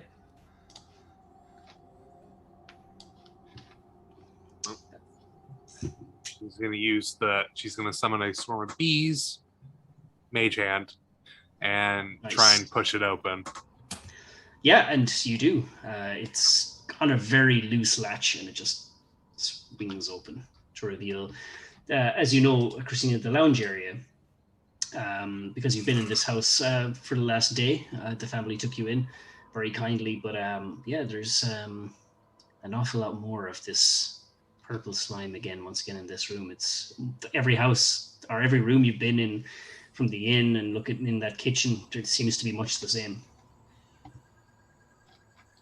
Well, Christina would know where the barn door is, yes? So you know that the room you're staying in, there's a door around the corner, around this corner that leads to a hallway, and then at the end of that hallway is your bedroom. Right. Well, Christina's going to go in. And you make actually, no, you don't need to. When you walk into the room, you catch a faint glimpse of a humanoid figure laying prone underneath this gloop. But you also see the top of someone's head from behind the couch, not sitting on the couch, but you see, and then so Shadar brings someone back from the dead. Sorry for clicking. I've never played a spellcaster in Roll20 before, and I keep clicking the wrong thing. No worries. I cast Revivify as a reaction. He's just preempting what's about to happen to Christina. Yeah, you see this. What looks like a bald head at the on the top side of the couch, but they're not on the couch. It's almost as if someone is like kneeling down or hiding behind the couch. But you can you can see the top of their what appears to be a kind of bald head. Would I know the bald head? None of the members of this family are bald. Who goes there?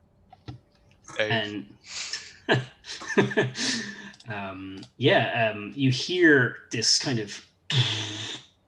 And slowly, a warforged figure, just Terminator style, just zooms up from behind the couch. And he says, "Hello. Who goes there?" And I think that's a good place to actually take our break. Thanks, Mark. Cool. Thanks a million. See you guys in a few minutes. Yeah, we'll talk to you guys in a few minutes.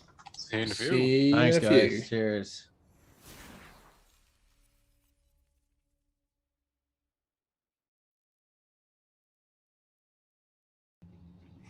Whoop. All right, you guys, welcome back. Before we pick up where we left off, just say quick thanks to Carrick for the resub. And cheers Thanks, to Gary. Dr. Spanky for the follow as well. And yeah, so Christina, you entered this this dilapidated living room, and from behind the couch, you spotted someone, and you called out to them. And very slowly, after hearing this noise, a Warforged pops his head up from behind the couch very slowly, looks at you with a pale blue, faint dim light for eye sockets, and says, "Hello. Who goes there?"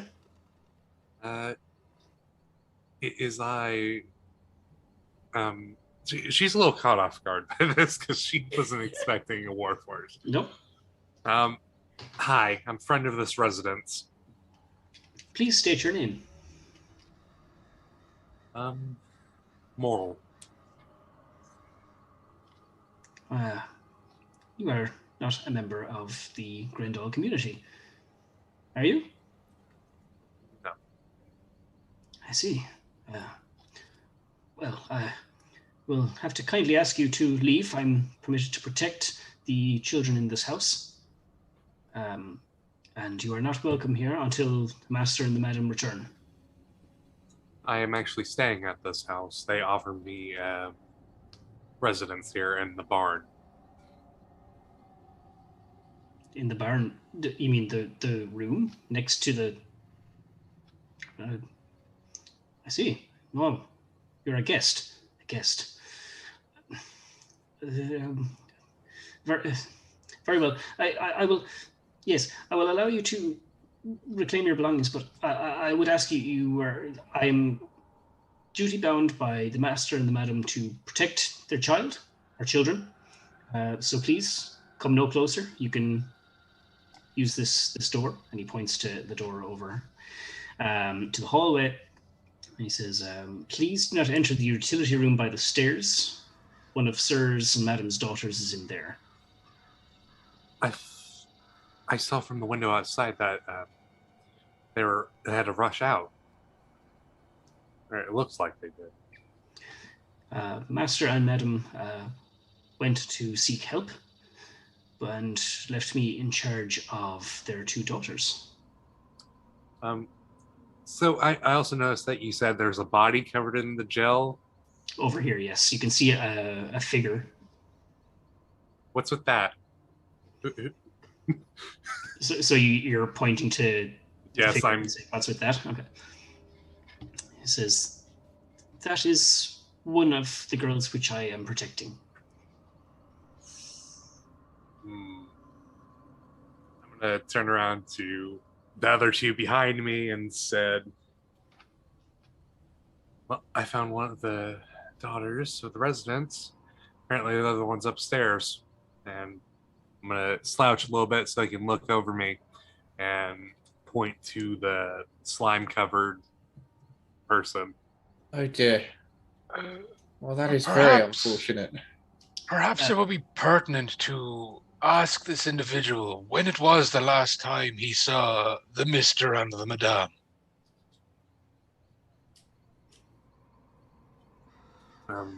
Bag. Waving again to the robot. Okay. When was the last time you saw them leave? Just a point to note before I answered that, he said that the other daughter was in the utility just by the stairs, not actually upstairs. But Okay. yeah, so you ask him this, and his eyes kind of flicker for a moment as if thinking, and he says, it has been 93 days since I spoke with Master and Madam. What? It has been, hearing that, he says, it has been 93 days since I spoke with Master and Madam. Are your ears deficient?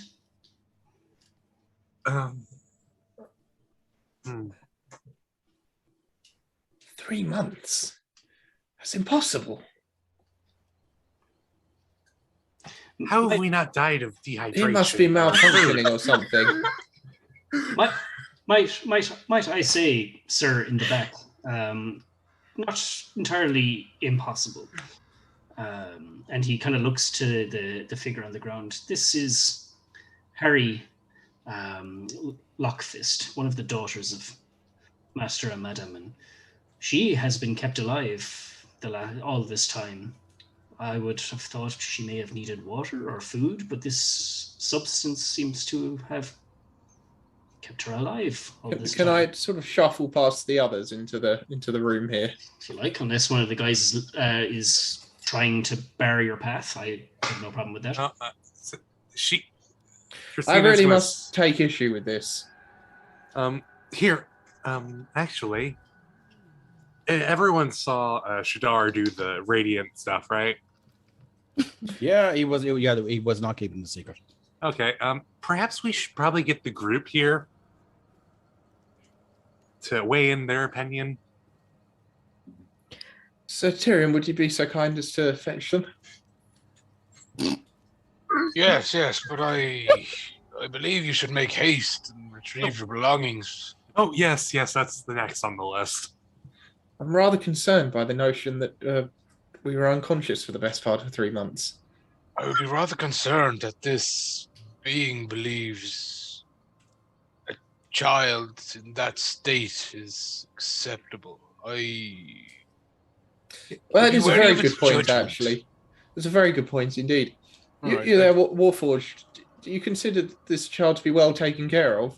You may call me Scraps. Oh, very well, Scraps. I'm Aelfric. Nice to meet you.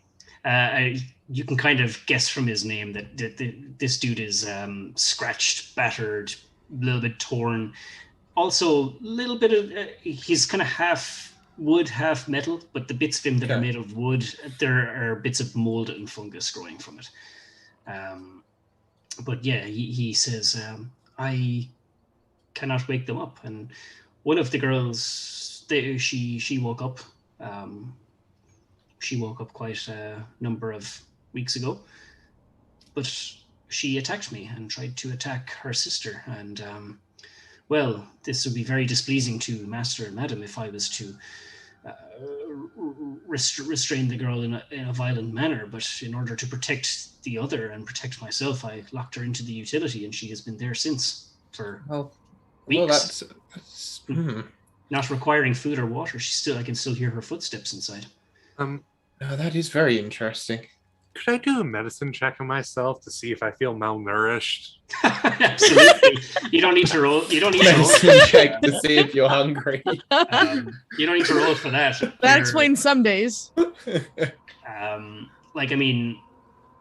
suppose in the grand scheme of things, you're agitated and confused, but in terms of like nourishment, you're kind of just the same as you were walking into the theater, what seemed to be a couple of hours ago, but you've now learned to be several weeks. Look, Scraps, I understand your faculties are limited by the nature of your being, but I really think you must allow us to search the premises and try to determine what has gone on here. Well, you must realise your master and mistress being absent for 93 days is most irregular. I was asked to stay here until their return. I still await their return, but if you would like to look around, please. I can assure you we mean no harm. I just ask that you stay away from the Master and Madam's 2 daughters. Well, I'd actually quite like to take a look at the one that's been in the utility room. Let's just wait till I get my things and the group comes here first. Oh, yes, well, if you insist. Christina's sure taking a long time in there. Well, I don't know exactly where it is. I need a ping really quick. So it's out this door. Okay, and then, there I am. So while Christina is going into this hallway, the guys outside, is there anything in particular you're doing? Yeah, walking over. Where's the woman? This is the woman here that was blinded, isn't it? Yes, this one here. Okay. Have I had enough time to put my armor on?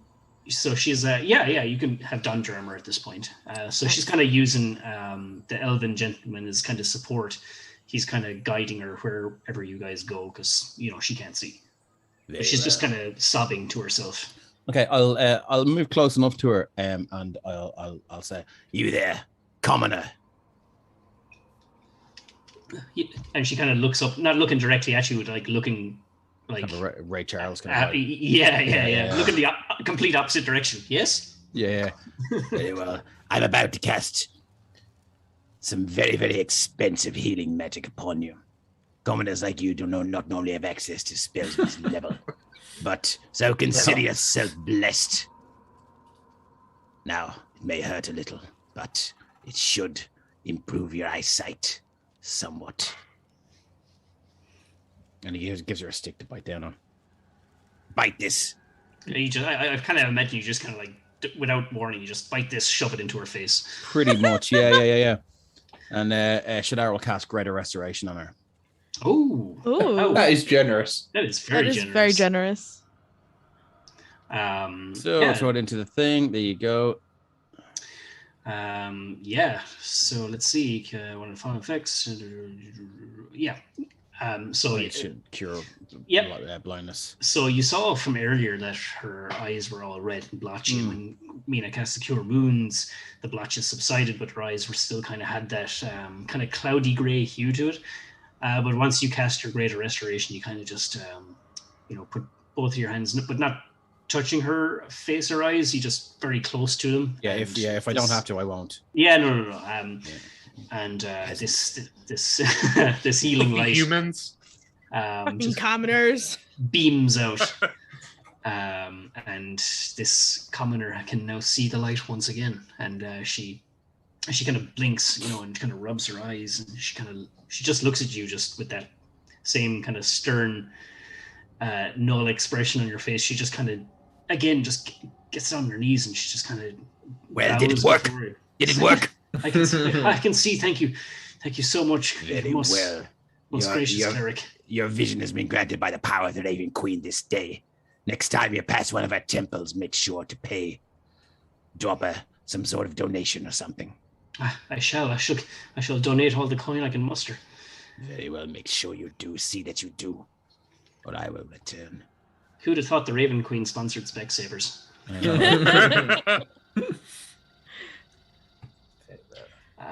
Cool. Yeah. Is there anything else from you guys before Christina delves further into the house? I think Mina will walk up to Shadar as he's doing this healing and just kind of lets out a impressive. I'm Mina, by the way. I don't know if we've been introduced. Shadar Vikanis, my name. Pleasure to make your acquaintance, my dear. Seem very capable. Thank you. The pleasure's mine. But I was thinking that our friend in there, the one with all the bees, is taking quite a while to grab her stuff. Do you think she's okay? It's anyone's guess at this stage. Are you suggesting that we...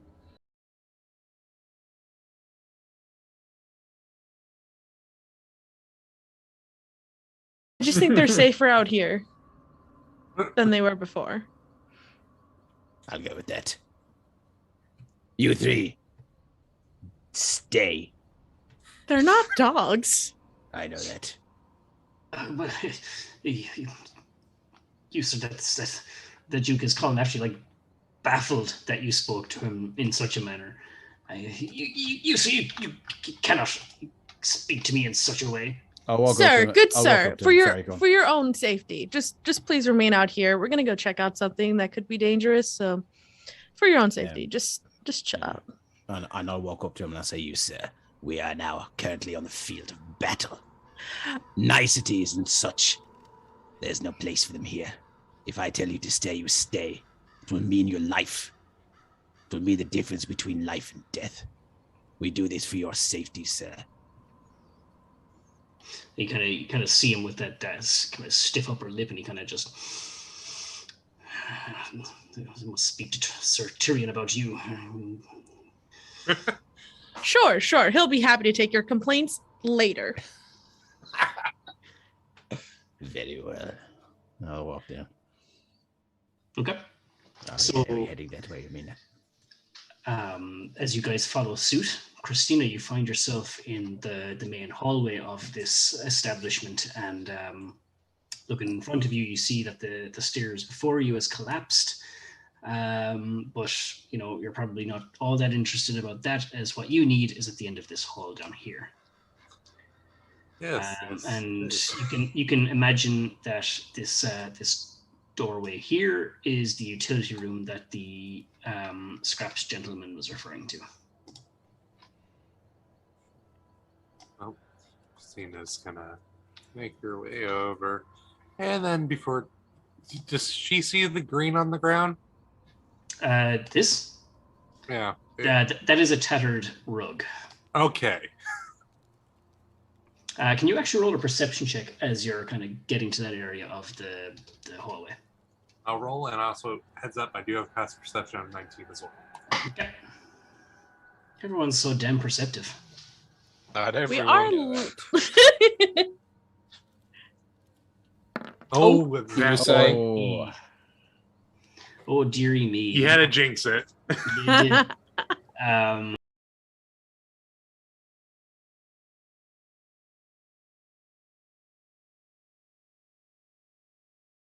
The door at the end of the hall, you're like, my stuff is there. That's where I need to go. That's what I'm gonna do. So You're the bees. you don't take heed of much else. Would you say that she makes a beeline for the door? Hey. Oh god, we're gonna be hearing this whole could. campaign. You could actually say that she's just buzzing to get her equipment back. Wow. Excellent. You did this when you I know. chose. I know exactly what I did. Shit. Well. Oh, Shooter Photo says, hello, bees. Yeah. Right, just opening that door. I want to thank Go Shutter Photo for the sub. Oh, nice. Thanks, Mo. Cheers. So Christina entering this room, very familiar to you. It's, a large open space room. I'm not sure how comfortable with that you were for your night's rest last night, but there it is. It was a nice room, nicely decorated, but as you can see now, it's just torn asunder. Even the hearth that is in the room has crumbled due to the stress of the amounts of kind of slime and porous mushrooms just breaking out between the cracks in the stone. But over here, you do see a slightly warped chest that has all of your bits and pieces in there. Oh, where's my glaive? Where's my bees? All in Bees, there. come. I'm gonna go and open it and grab my glaive and my shield, which has the hive and mushrooms growing on it. Everything that you had before going into the theater is all there. Everything there and accounted for. But what's the state of the bees? Like, do they have a new queen? Is there a bigger hive? They Unionized. they've unionized and have hit Christina with that. Yeah, exactly. Yeah, but actually, the bees are not in a good way. Actually, the horde that had accumulated on the back of your shield, Christina, has dwindled to all but a few, and the hive is kind of this weary husk, more so than a kind of living. Oh, my dear hive. friends. Yeah, they've just hung on in there. Yeah. Here, I slip my shield onto my back as I call to the few bees remaining and hold out my hand in front. Okay. So many bees. Oh, sorry, you actually wanted to physically count the bees? Yes. We'll say you could Roll a D100. No, I'm not rolling a D100. I would say in the palm of your hand, you're doing a kind of quick head count because time is kind of a factor here. You're thinking you can see maybe anywhere between 15 and 20 of them. Oh, do I see a queen? Is the queen still there? Yeah, queen's still about. Yeah. I give the queen bee a little head scratch. With absolute surgical precision. Yeah, that's totally fine. And what about the mushrooms that are growing on the shield? Mushrooms are actually perfectly fine. They're mushrooms. Millions of them everywhere. These are a different kind, my friend. But yeah, no, they're fine. All right. They were kind of thriving in this kind of dank, kind of humid conditions. Nightmare Evil wants you to name all the bees, Mark. Oh yeah, sure. Oh, You guys got time, right? I think that's Aaron. That has to be Aaron, is That it? has to be Aaron. Yeah. Well, we got little Joey right here. We got Billy. Yeah. We got. I am always caught on the hop on our Tuesday game. Oh, amazing. Right. Well, They all start with the letter B. So there's Bill, Bert, Barry, Bethany, Martha, Bartholomew, Betty, Yeah, Biddy. yeah. and Beatrice as well. Yay! Oh, of course. Hey. Well played, sir. Goes without saying. Unbelievable. Anyway, with thanks for that, Aaron. With that out of the way, let's move swiftly onwards. I imagine Shadar and I at this point have rounded the corner, and I think you guys would be around. Aelfric is the first one we would come across. Mm-hmm. Running in. I think while Is this the Christina... scraps? Sorry. That is the scraps, Shadar. Yeah, Shadar. The one. scraps? Sorry, go on, Tirion. Well, I think while You Christina there first. had gone to retrieve her belongings, Tirion, intrigued, will say, Scraps, out of curiosity, could you tell me how the child you say attacked you and the other looked? Did she appear her normal self, or had she changed? Good question. Oh yes, yes. She was definitely not herself. Her body has changed. She's morphed into something sinister, but she is still, in essence, the girl I was asked to protect. So I did what I was. Had to obey orders. I could not harm her. I locked her away. But no, she does not. She is but not even a remnant of her former self. And immediately prior to this change, did she look like that? And he'll point to the child in the corner covered in mucus. Where's that? So you can't actually see it. It's just there's meant to be a child covered in mucus. Let me actually reveal the token there. So yeah, there is actually a child kind of laying prone on the ground, covered in that kind of slime. And the Warforged, who introduced himself as Scraps, says no, she does not have any of the fungal matter growing on her skin. I believe for now she is okay.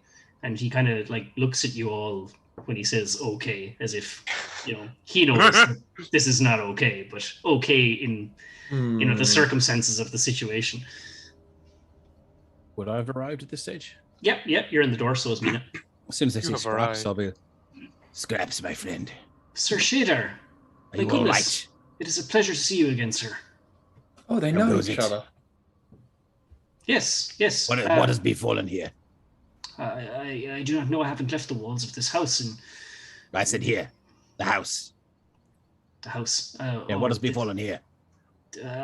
These strange occurrences have these mushrooms, this weird substance. It has penetrated the walls of this house and is taken. You were conscious for this occurrence, were you? I have been. I've been powered down a lot of the time, but I can still have my senses about me. Did it just appear out of thin air, or was it laid or placed by some creature or creatures? I was in the Silver Anvil when it happened. I was just closing up shop for the evening, and a brilliant blast of this pale turquoise-colored light just blasted off straight through the roof of the theater, and it shot into the sky like a beacon, and all of a sudden, this purple stuff just started to grow from the ground and along the walls, and all the vegetation just began to fester, and people ran. It snagged some people along the way as they fled, and pulled them in, and overcame them. Others managed to flee the town, but Master and the Madam, they were in the house when it happened, and they went to take a look outside, and they said, look after the girls. We'll be back in a moment once we know what is going on and get out of here. And they never, that it was 93 days ago. They haven't returned. 93 days, you say? Yes, I'm I sorry. plan to mention that. And I've no kind of beard growth or anything like that, or like I don't feel hungry or malnourished or anything. Nothing of the sort. Nothing of the sort. And I'll take a step towards him and I'll say, Scraps, and did you take care of the girls? Right, he's safe. He looks to the child laying on the ground. He says, "Well, I cannot ascertain for certain if Harry is safe, but Juno is some sort of madness has befallen her." Well, like safely, like not touching the goop. I'll immediately try and assess as to whether this child is alive or dead, or could do with some healing or anything else. In the background, Mina is just 93 days. It's been 93 days since the show. Should I roll a medicine check? Time flies when you're having fun, right? Absolutely. It's a great show. I'm having an awesome time. Coming at you. Medicine. That is a 17. 17, yeah. So she is definitely breathing. Now, you can see that beneath this, like she's not actually like stuck to this stuff. It's just kind of matted over her, kind of like cobwebs. Yeah. But she does seem to like have this kind of pale complexion about her. Okay, I'll say to Scraps, fetch my equipment from the shop. I'll see what I can do for this one. Shadar, you don't mean to say the child's alive under there, do you? Seems this way. Bizarre. Shadar rolled his sleeves up. This is my domain, my friend. I will try to heal her. And as yourself and Aelfric are kind of talking amongst each other, Scraps at the back going, Sir Shadar, I brought your belongings with me because I couldn't protect both. You asked me to look after your equipment. Did. Yes. You've done well, my friend. And he just kind of goes over here and pulls out a crate from this corner. All your equipment is inside. Very well. Well done, Scraps. You've outdone yourself today, my friend. I'll see what I can do for this one. Thank you. Yes. So they're still alive. Yes. Any visible wounds? Taking your last roll of 17, there are not. There are not. I will go ahead and I will. So, what seems to be the issue? They're just unconscious. Is there shallow breathing, or is there anything I can identify as being, a major kind of symptom of what's going on here? No, it's almost as if she's just like asleep in bed, and with instead of blankets, she's covered in this weird stuff. Okay. Once I get my equipment, I'll rustle through. I believe I have a dagger or a knife of some sort. I'll try and just cut her free, and I'll ask for help. Aelfric, the Tirion, help to try and extricate this poor child in this situation. I'll summon my mage hand to try and help. Yeah, I'm very wary of this stuff. Careful, gloves on, my friends. So Mina is going to call up the stairs for her. So. Sorry, after who? Sorry. After Christina, who I don't know. So she's like, "Are you okay up there?" Oh, she didn't go upstairs. She just went down the hall. But yeah. Oh well, I don't know that. Yeah, well, that's fair. That's fair. You can also go up the hall. So. Christina, do you respond to Mina's call? I would take that as a good time to grab my glaive and start walking back. Sure. And Shadar, then with the help of Aelfric and Sir Tirion, you kind of, get any bits of like a sword or a dagger or a blade or whatever, and kind of hack some of the stuff away, and it just cuts like butter. And Aelfric, staying well away, you use your mage hand to kind of help kind of drag the poor young girl out from underneath this, and I'll bring her out here. Great to hear, yeah. Sorry, Sorry, Dave. No, you go ahead. Oh, go on. Well, I was just going to say, while Shadar was performing this, let's call it procedure to manipulate the mucus or the fungus, whatever way you want to phrase it, was the rest of the fungus in the room reacting in any fashion? No, not at all. Right, okay. Eerily quiet. Okay, so I will. I'll try and just. What's the child's name? Harry. Well, Harry, can you hear me? And I'll just tap him on the cheek, a little bit harder than is necessary. Yeah, okay. And You're a wizard now.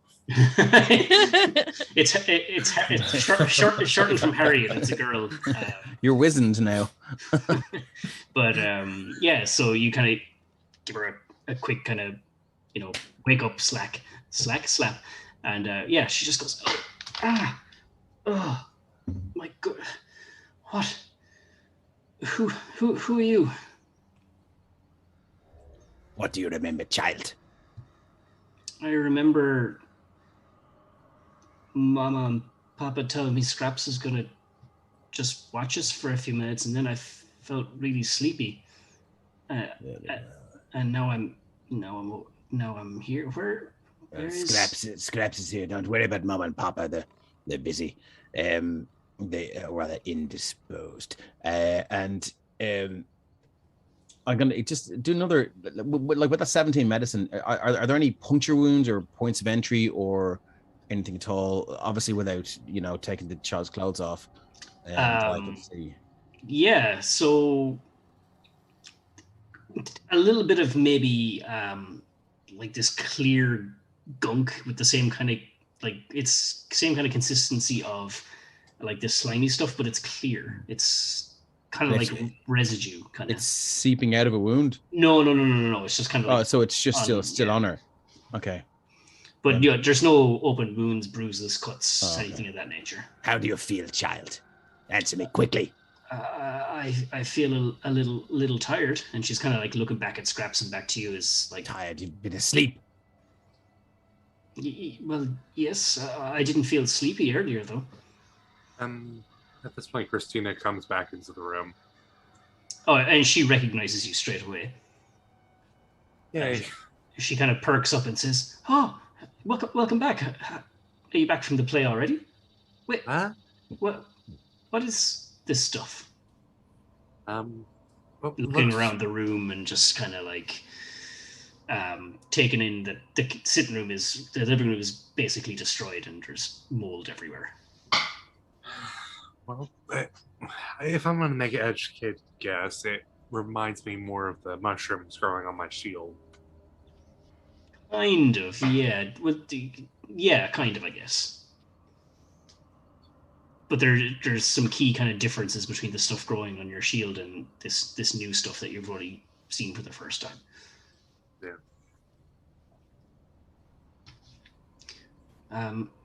Shadar, Scraps kind of chimes in and says, "Thank you. You've saved her. You've done more for her than I ever could have." Are you sure I saved her? Was this substance consuming her in any way, or was it devouring her? Any I cannot adverse say. effects that you may have observed?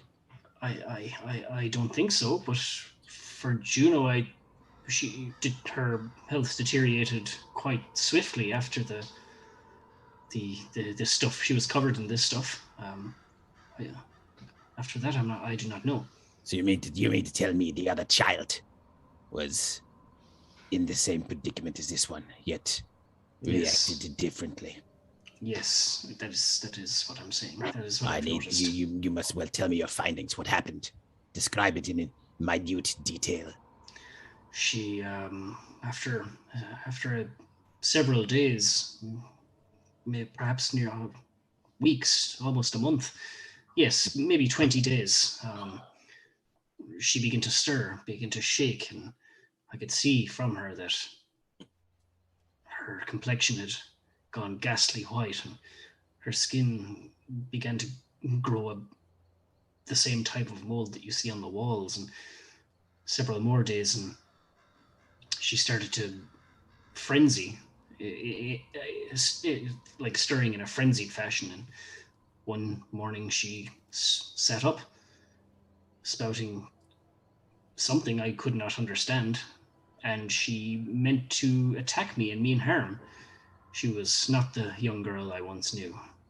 Her body began to warp and contort, and it was I could do nothing but just wrestle her into the utility, and she's been there ever since. So Shadar is very aware that he's just speaking all this in front of her sister, and like it's not even on his radar. He doesn't care about the emotional damage that this will do to her. He's just that's the kind of guy he is. Not that he's enjoying it. It just he doesn't even it like doesn't even register to him, and he's kind of raptured by this description, and he's taking it all in. Well, I was gonna ask him, Aelfric, if he could use the cleaning magic on the young girl. Oh yes, certainly. And for all the good it will do, I'll prestidigitate the kid. Cool. And she is in awe to find that the dirt and grime that was once on her clothes has just vanished. Lifted off her clothes, and she kind of just looks down and goes, "Wow!" She kind of didn't really. Not so bad after all. She kind of didn't really register what Shadar and Scraps were kind of talking about. She's still very much kind of confused about what's going on right now. It's very where this only fell asleep moments ago. May I suggest that you perhaps take Harry here, maybe into another room, whilst the rest of us attend to Juno? Very well. Sir Shadar, you're going to save her too, aren't you? Yes, but Aelfric, why do you say that? This could be the last time that Harry sees Juno. Maybe. Oh, well, I don't think that. I'm sure a small child is not enough of a threat that we would have to do her any harm. But let's not take anything off the table, my friend. I'm sure we can restrain in a non-lethal fashion. Perhaps this is a matter best discussed when Scraps has taken this fresh-faced young girl out to the other people from the town she may know. And oh yes, you might be right. Whatever. Yeah, she'd been kind of tugging on Shadar's sleeve, saying, "Mister, what do you mean?" Don't worry, you'll find out soon enough, my dear. So the entire town has been infected by an almost certainly lethal fungus, and almost everybody here is dead. I summon a mage hand worth of bees. Be quiet. This is great. We have one side of the party that's brutally honest, and another side that are just brutal. Yeah, I think it's important to be factual. Yes, there's very time important. for everything. Gender lines. What is your name, my friend? Sorry, we were never introduced. Me? Oh, my name is Aelfric. Aelfric Shadar Vikanis. Nice to meet you. Oh, the pleasure is all mine, sir. I enjoy your clinical and methodical personality and attitude. So, I'm glad to meet someone of similar mindset. Yes, got through the bullshit is what I say. Yes, we'll get to the bottom of this together, I'm sure. Straight to the truth. Very well. So you guys are asking Scraps and Harry to move outside. If that's possible, I will assist, follow them back out. Sure. They're not going to venture far. They're going to stay kind of out here. Oh yeah, she's just going to stay with them because. Yep. Yeah. Alrighty. I would like to, before we go in, I'm going to walk over here and close the door. Yep, that's fine. You can do that. Kind of with a dry old creak, you kind of just lift it back onto that loose hinge it was on when you closed the door. Before the door closes, Tirion will look outside at Scraps and say, "Scraps, the best way for you to protect that child is no matter what you hear, allow her back in this building." And then allow the door to close. Yeah, he doesn't get a chance to even respond to that. Christina will hear it, that's for sure. Take the time to don my armor. Okay, yeah, go for it. Now, I hope I'm not being presumptuous here, but I'm going to assume at least one of you has some rope. I do. Excellent. Dude. You never know when you need rope. Very versatile. It's a bard, what do you expect? So I think perhaps our best course of action here is we, one of you strong fellows opens the door. I shall attempt to restrain the feral child with a hold person spell, and then while she's held, Mina can tie her up. A very logical plan, my friend. And if anything goes wrong, just hit her over the head or something. Flame strike. Yes. No. I'm sure we've got it. No need to flame strike the child. We all seem like competent individuals. I'm sure it won't come to that. Very well. I'll remind you when it comes to that. Very well. Who is taking point? Tirion. Well, he's going to attempt it anyway. And it was the door beside the stairs. And this Yeah, this one just up here. You kind of have to almost edge past some of that, more of that gloop. And as you get to the door, you hear this kind of this, doof, doof. And then when you get to the door, it just stops, just goes doof, doof. And then you hear a by the door, something breathing very heavily on the other side, as if it can almost smell something there. I'm rather beginning to have a change of heart. Suddenly that flame strike does not seem you're right. Like too much, does it? I concede. You guys begin arguing, and the utility door begins to rattle. We must understand remember, me. This is your one chance to speak. And good idea. As you speak out, Sir Tirion, you just you hear this raspy, hoarse kind of like a growl on the other side. Yeah, it's not a very humanly noise. Hey. Yes, I from the description given by Scraps, I believe this child has long since passed, but I will be the judge. We can't discount that whatever is afflicting her might be curable. well, So we should let's try to be as gentle as we can, within reason. We'll be as gentle as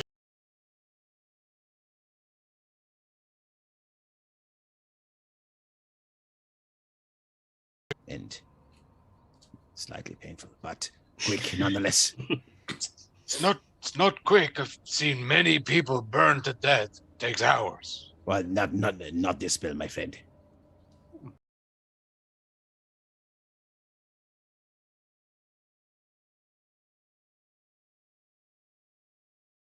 I'm ready to go, my friend. Mina, where's Mina? Are you still chilling there in the living room? Oh, sorry. That's... Mina's just like, I'm good right here. Yeah. I'm good right here. I actually don't have access to see any of the other rooms. Yeah, the door's not open yet. You need to go to the door of this door here. Other side. The old dynamic lighting, you know yourself. Oh, yeah. Yeah, okay. My bad. So, Tirion, how are you addressing this situation? The door is kind of still rattling and you're hearing that kind of hoarse, crackly kind of growl. Is there a key left in the door? I'm assuming it has a lock if it was locked. Yeah. Specifically looking out for a key. The door is locked, but you see it like on your side of the door, on a hook on the door jamb, just along the side. But I think he'll... So who's going in the door first? We're not going in. We're So Tyrion's going to open it, and I'm going to attempt to cast Hold Person. Okay. So he'll hold up the shield on his left arm, and he'll reach for the key and insert it into the lock and turn. All right. So you turn the lock, and you open the door. It's a push door, so there's a little bit of give. But then whatever is behind the door kind of just backsteps and it swings open. And Sir Tirion, what you see before you is no child you've ever seen. It's flesh is this fungus myconid kind of texture and look about it. And This child no longer has a face, a discernible one, just a mass of fungi. Oh dear.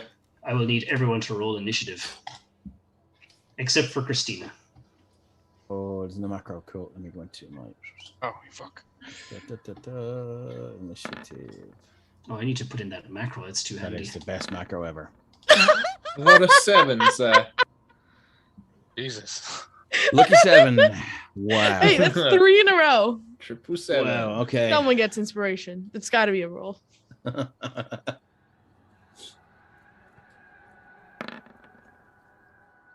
Oh, look at that. Right, it's going first. We're significantly slower than a bunch of Shambling infected. Jesus Christ, Mark. By the way, about 75% of the monsters in this campaign are homebrewed by me. Yeah, Nice. so Look don't forward bother to go to the seeing Monsters some of them. Manual, viewers. So yeah, anyone familiar with any of the monster manuals are in for a Won't treat. help you here. Yeah. It is going to go first. First person it sees is Sir Tirion, and it's going to try. There. Yeah, it is going to come out the door and just arms straight out. It's going to go, and it's going to try and lunge at you. Can you make a dex save, please? Try. Actually, sorry, it has to hit first if it hits. Oh. A 12, I'm sure, doesn't do it. Straight into the shield. Yeah, Yeah, you just hold up the shield to, two razor sharp claws out trying to get you. You just hold up the shield and fend it off and just kind of push it back. And it's going to try and reach out with one of those infected kind of myconid claws and try and swipe at you as it kind of recoils back. How about 21? On the button. Oh. Oh, shh. You're going to take 15 points of slashing damage and also 6 points of poison damage. I do have a That's quick good. question, Mark. Didn't Matt or Aelfric have the prepared hold person? Yes, but it was also kind of, this is all, you were all kind of preparing a surprise Just a round. little bit alarmed. It was Okay, also no. ready for you guys, so this is all happening This is inside. all Oh, the okay. Yeah, I surprise suppose round. it heard us coming, Okay. didn't it? Yeah, that's So fair, yeah.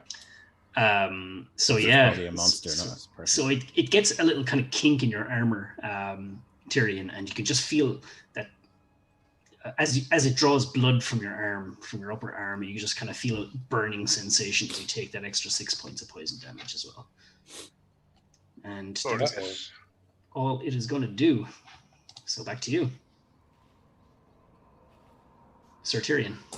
Yes. Still going to cure it, are we? I think you can go ahead and send her to the Raven Queen. Well, I think She is a mess. But I thought you loved me. It shouts out. No, it doesn't.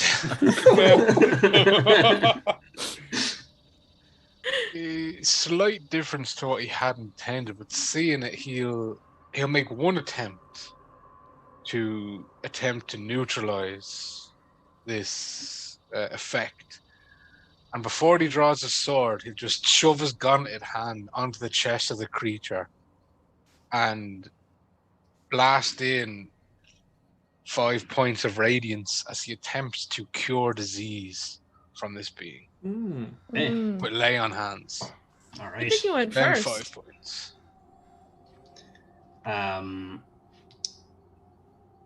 Okay. Yeah, you again put your hands on this creature and you put the points of healing energy into it, but the myconid kind of flesh it has and its kind of deformed figure does not seem to reshape itself or fashion itself back into what you would consider normal human flesh. You are kind of getting the feeling that it's probably a little too far gone for that kind of thing. Well, upon attempting that, he will say to us, "Torm has deemed this soul lost." Anything else for your turn? You send it to us? Yeah. As I'm sure you would have seen the flash of radiance then. I But deemed nothing the soul happens. lost before we entered the room. But anyway. Is that everything for you, Tyrion? Yes. Yeah, that'll be it. Yeah. Cool. Mina, your turn. I'm having the slightest bit of trouble with the layout. So is it possible that I could stand here? Sure. Or is that no, sorry. Like, I guess it's not possible because Roll20 won't let me do it. Here, You I'll just hold down put you, like, Alt, over you here. can stop between squares. That's true. I'm thinking, is the hallway only one thick, or can I stand next to Sir Tirion? Yeah, like you can comfortably scooch, if you know what I mean. I would like to comfortably scooch and cast Eldritch Blast. All right, okay. And so I get 3 beams. I forget. I think I can just click it, and it will roll it for me. Ooh. Oh no. Yeah, that won't do it. The first one goes over the thing's head, crashes into the roof of the utility, and you just see a whole bunch of like debris fall in the room beyond. Are we doing critical fumbles? We are. I'm gonna roll that table. You know, I would like to say that I got the first nat 20 and you said it meant nothing. So this first nat 1 should also mean nothing. This is an attack, so can you roll a D100 for me, please? Carrier is saying crit fumble, crit fumble. D3. 83. Wow. Wow. I'm given to understand the higher that numbers can't be are good. Yeah, the not higher the great. worse. Your spell misfires and dazes you, causing you to lose track of the fight. You end your turn and move to the bottom of the initiative order at the start of the next round. Oh. All right. That ends your turn just there. Magic. Yeah, well, that's the Paladin and the Eldritch Blast, you know. Cool. So, Aelfric, your turn. Well, I'm going to stick with the initial plan, and I'm going to try to cast Hold Person on the creature with a Wisdom save DC of 18. And yeah, it will roll a 13, so you can consider it held as its arms and legs just go rigid, as if bound by invisible rope. It's all yours, Shadar. Yeah. We may need to put it out of its misery after all. Very well. Everyone's sure, are we? I don't think there's anything human left in this husk. Very well.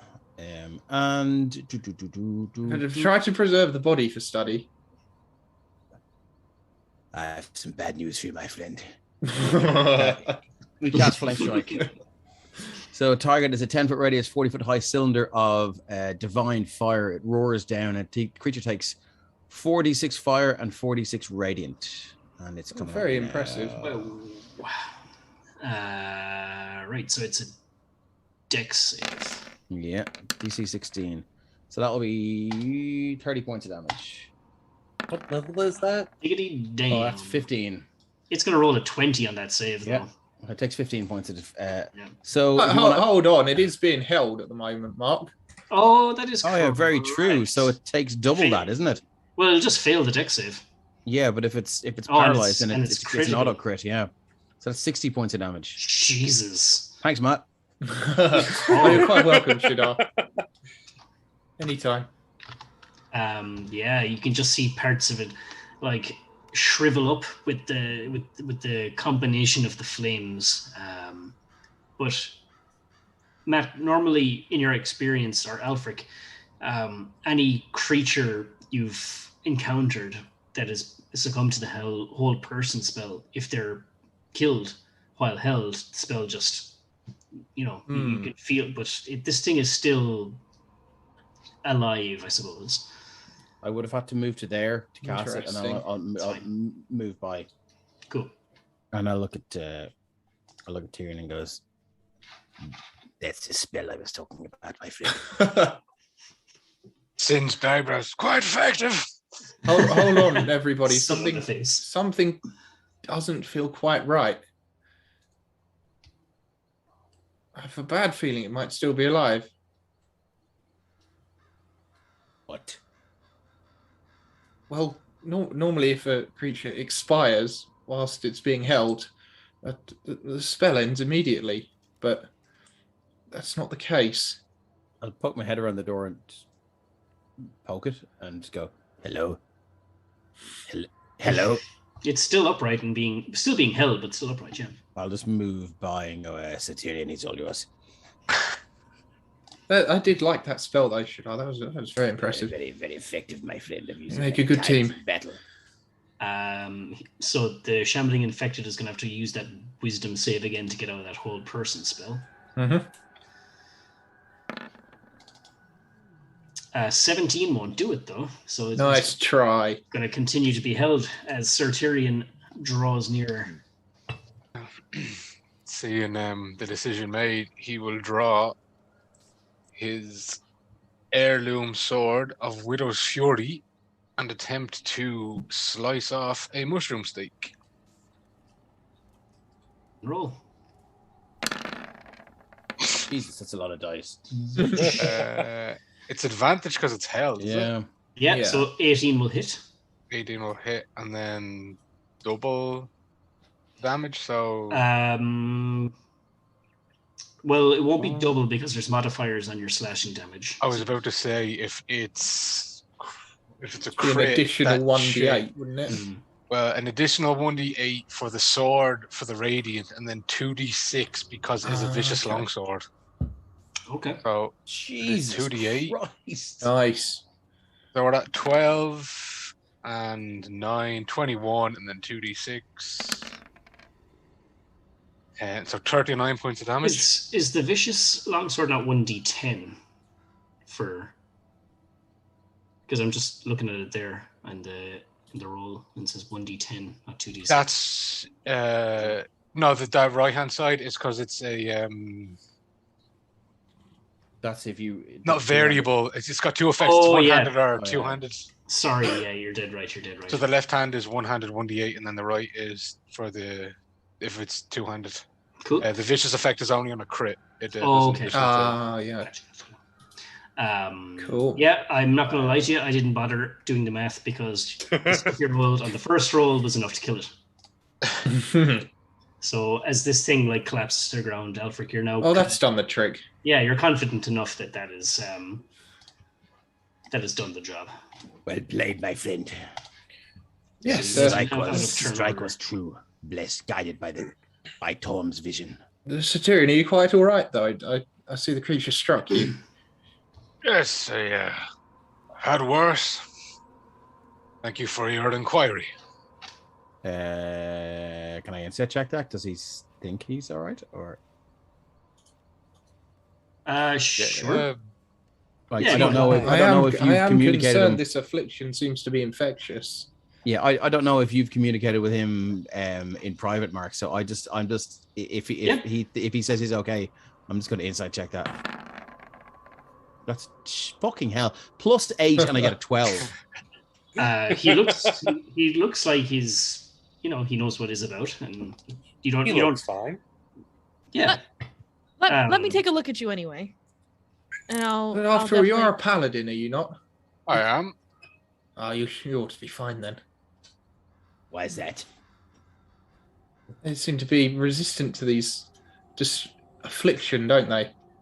Right. Yes, this is true. Well, I am a chosen right hand of Thor. We are equipped with certain capabilities. Nevertheless, keep an eye on yourself, good fellow. Look after yourself. Indeed.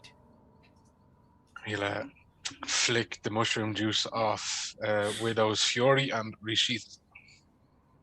Well, gentlemen, I have to say it's been quite interesting meeting you. But I think I'm going to go ahead and see if my horse is at the stables and get out of this godforsaken town. Very well. Or Yeah. God's Hold on forsaken just a town. second. That was the That would be a last one, terribly yeah. irresponsible thing to do, you know.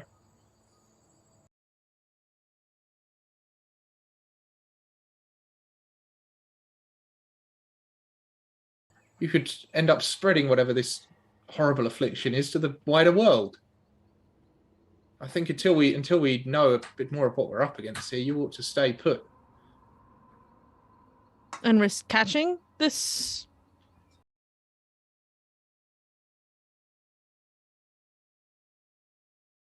bad. Very Look, he hasn't curious even to grown a see. beard. Right. That's what I said. Look, there's no growth there whatsoever. It is strange. Yes, but that could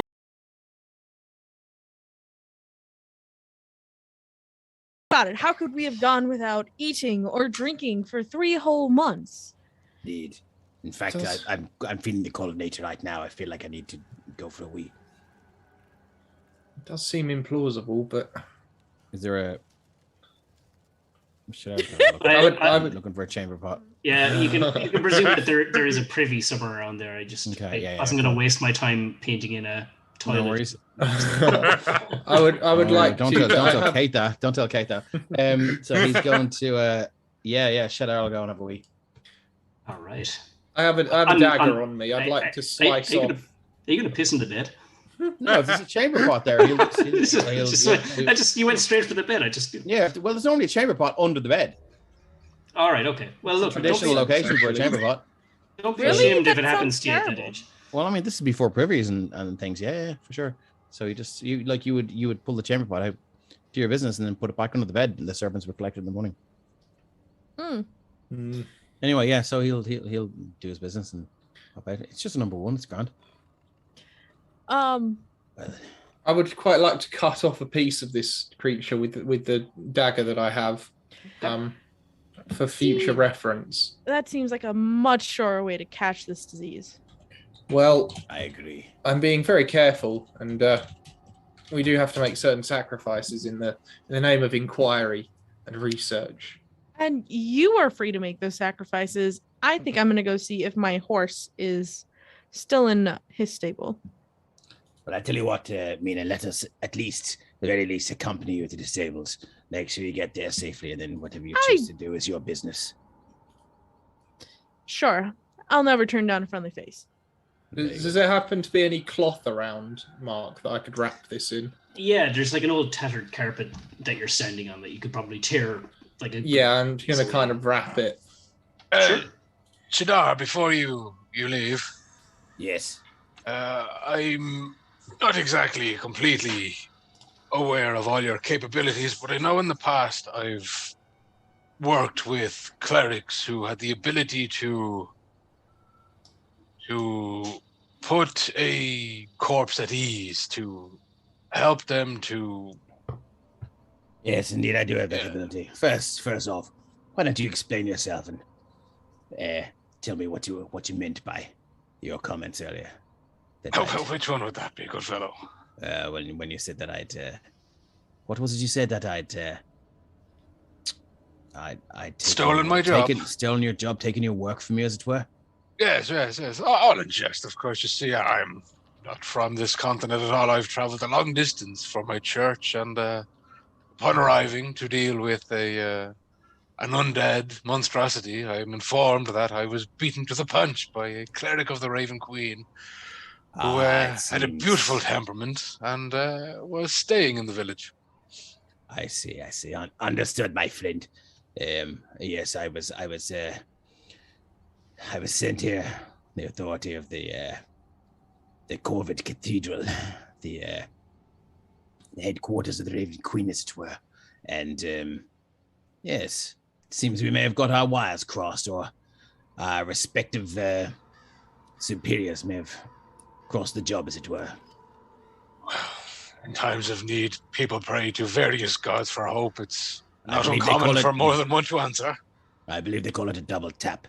Anyway, yes, Shadar will approach the thing, and he will go to his spells. I thought I had it. And he will cast Gentle Repose, if that's what you're referring to. Yeah, it's cantrip, isn't it? No, it's second level spell, but he's cool with that. Oh, fuck. Sorry. Yeah. So he pulls out a pinch of salt and 1 copper piece placed on each of the corpse's eyes, which must remain there for the duration. The casting time is 1 action. And he touches the corpse, and he kneels. He takes a knee, and he whispers words, and he deliberately keeps them quiet. And then he casts Gentle Repose. Okay, Yeah, so you guys kind of watch on as Shadar performs this this ritual, and you just kind of see, you kind of feel this kind of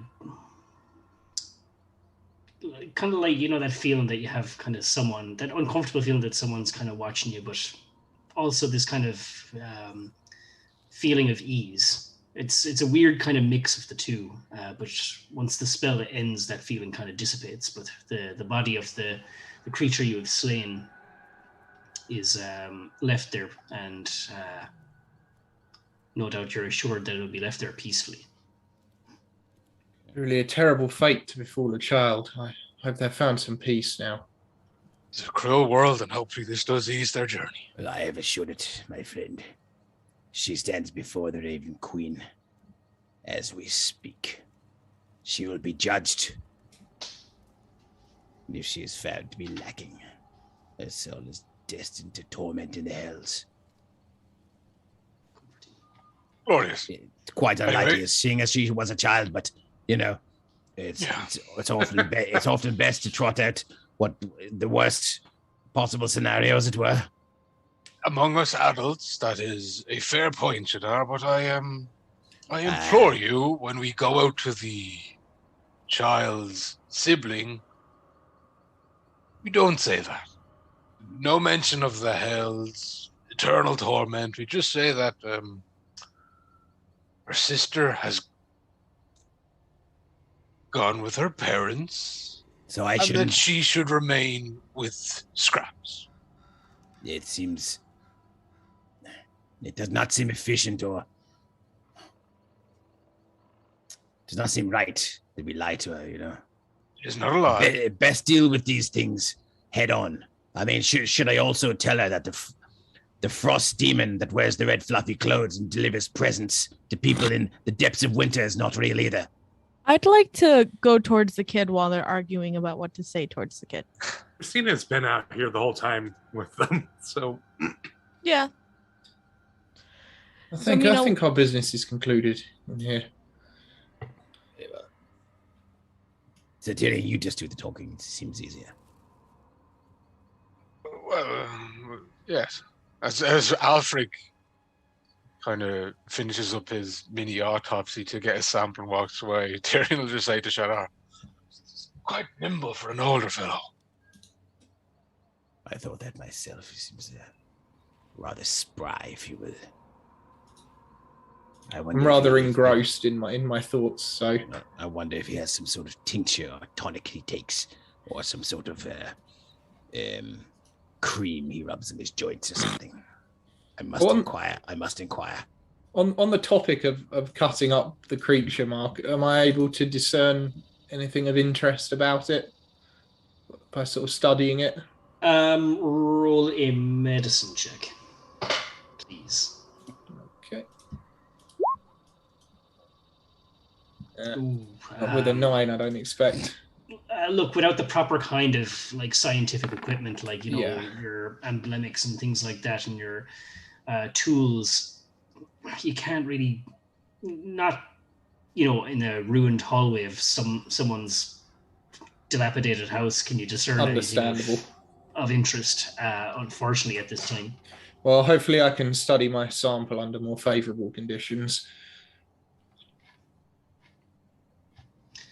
Alrighty. Are you guys moving on then back outside? Yeah. Deadly. So you open up the door to find Christina, Harry, and Scraps waiting for you in the courtyard beside the kind of pigsty area. And Shadar, as you kind of poke your head out around the corner, you see Duke Fenwell just kind of like poking his head around, going, "Are you done yet? Have you gotten your belongings?" I told you to stay where you are. He's a very insistent fellow. I say.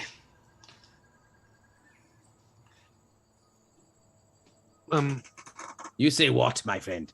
I say I've never encountered such a brute in all of my time. That walks within my city gates. Well, indeed. I was summoned here by the Temple of the Raven Queen to deal with your problem in the outlying fields. Never once was I greeted by you or your agent. All I find is a ticket for a play in my lodgings. And you're the one who talked to me about manners. I shall have a report for the Corvid Cathedral when I return. And I for you. You wouldn't be the first. I don't doubt it. So I need Tirion, to see if I have another flame strike left. I'm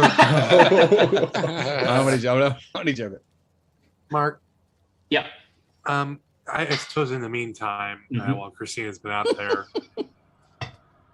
she's been thinking about what's been going on for since the Warforged said about 3 months. She's curious of if it was wrong or not, and she once she sees everyone going out, she was considering using her wild shape to go get an aerial view of the land. Sure. So this is while the guys are inside. Yes. That'll end the thing. Okay. Yeah. So before the Warforged and the small child, I take it you're taking the form of like a hawk or something like that. A giant hawk. Yeah. Yep. Yeah. You just kind of morph. You just seem to just jump up into the air, and kind of as you do that, your arms and legs kind of come in, you grow feathers, and you just fashion yourself into this bird, and you fly straight up into the sky. You don't even take the time to kind of look behind you to see the surprised reactions of the two beneath you. But you soar up into the sky, and you could take in the entire walled boundary of this town. It's not a big town. You've walked through it before. You could get to the gates of this place in just a couple of minutes. You can see it is the only entranceway into this village as well. You do see a little camp outside the village, and there's no destroyed structures. Like Mina was asking about the stables, that's still there. The only very much so damaged structure is the theater that had the hole kind of in the ceiling just knocked through it, but everything else is covered in this stuff. In this town and outside it. Outside it as well. How far is it? To a lesser extent outside, but yeah, it's kind of spilling out outside the city walls. If I don't see anything else of notes, I am going to fly back down. You are the only bird in the sky as well. You notice there are no crows or little blackbirds or anything like that flying around. Wow. So I just see the nothing. Like you don't see any. You know what I mean? You don't see any other living things. That stand out like a sore thumb. Well, you said I saw a campfire? No, you saw a camp. Camp. Does it look active from where I am up in the air? Hard to tell. It's daytime. The fire isn't lit or anything like that. You don't see anyone there, so it's a little bit hard to discern. It's just outside the city gate. Okay. Well, I'm gonna go back and land and return for my wild shape back in front of the girl in the Warforge. And yeah, the guys are just about to come out of the house when you land back down, and they go, "Good God!" The little girl says, "Christina, I didn't know you could do that. That is, wow." Shh. And she just kind of stops, and it's as if she did something wrong. And Scraps is just looking at you, saying, "That is quite unusual. I can integrate things into my body, but I cannot change it like you do. That is a very unusual talent." Yes, it is, but I prefer if both of you kept quiet about my abilities. Yes, indeed. And at that point, then that's when everyone kind of spills out of the house, and then Shadar and the Duke have that little altercation. So yeah, you are all fully equipped again, I believe. Aelfric hasn't got his gear, has he? No, we have to go to somewhere here, isn't it? I believe Aelfric actually, he didn't have any. Did you have any physical weapons? No, I was going to say I carry most of my things with me. I didn't know if there would be anything so he actually extra that might have been dropped off there, but so you wouldn't have needed to in that need. case because the only things that were prohibited were really just weapons and armor, and Aelfric has neither of those.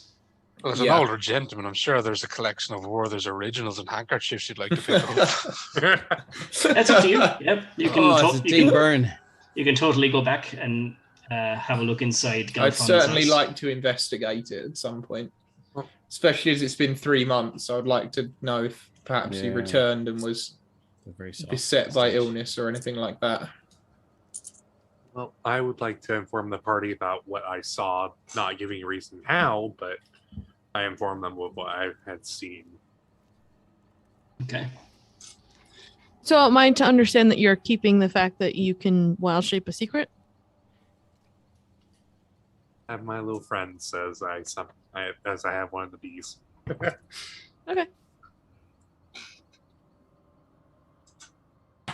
There's it's nothing. Good to know that this devastation doesn't extend out too far.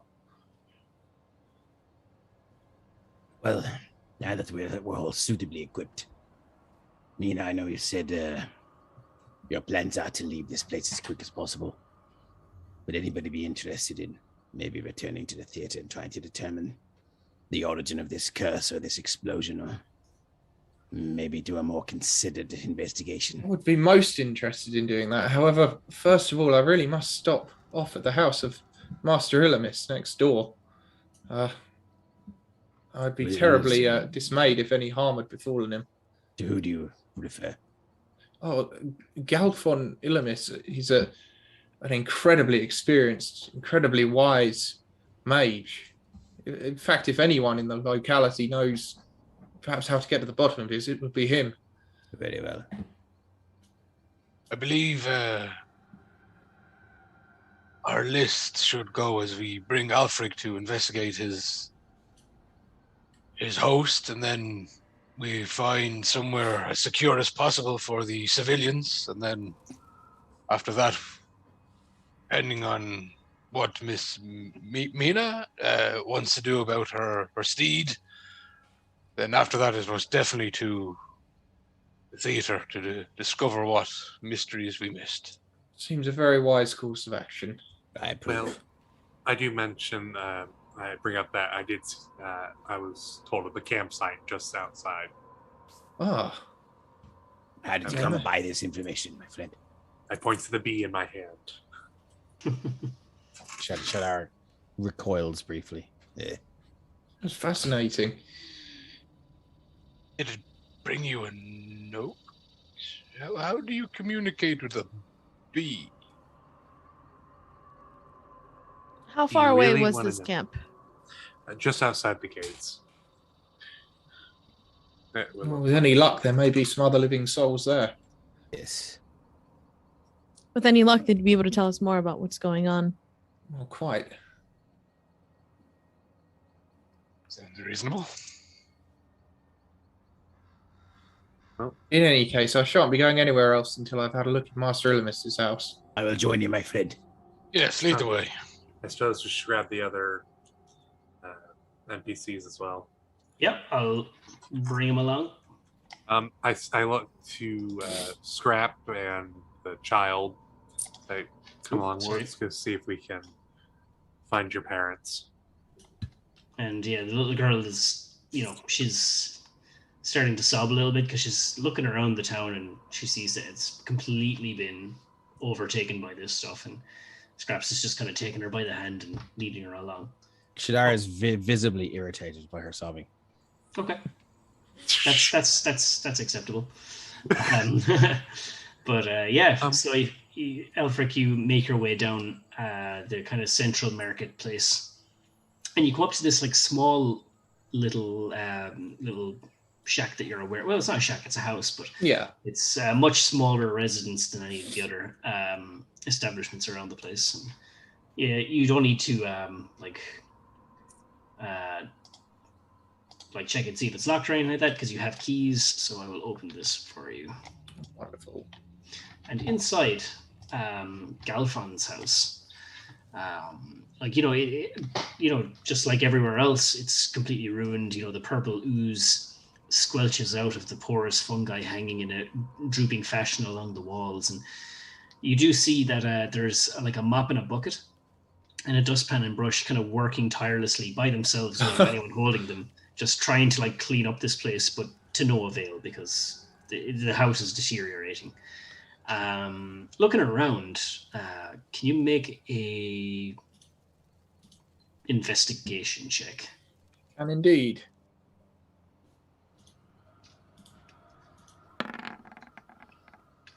22. Oh, wow, 22, okay. Jeez. So over here, this little cabinet was where you saw that Galfon stored an awful lot of his potions and brews and things like that. Now it's been toppled over, and most of them are, well, all of them, all the glass ones are completely destroyed, but there was one that was kept at the back that you didn't notice before. And, if you hadn't have looked as closely as you did, you would have missed it because it was a metal container and it had rolled underneath the table. Interesting. Okay, well, I'll snatch that up. Yep. And is it secured? Is it openable?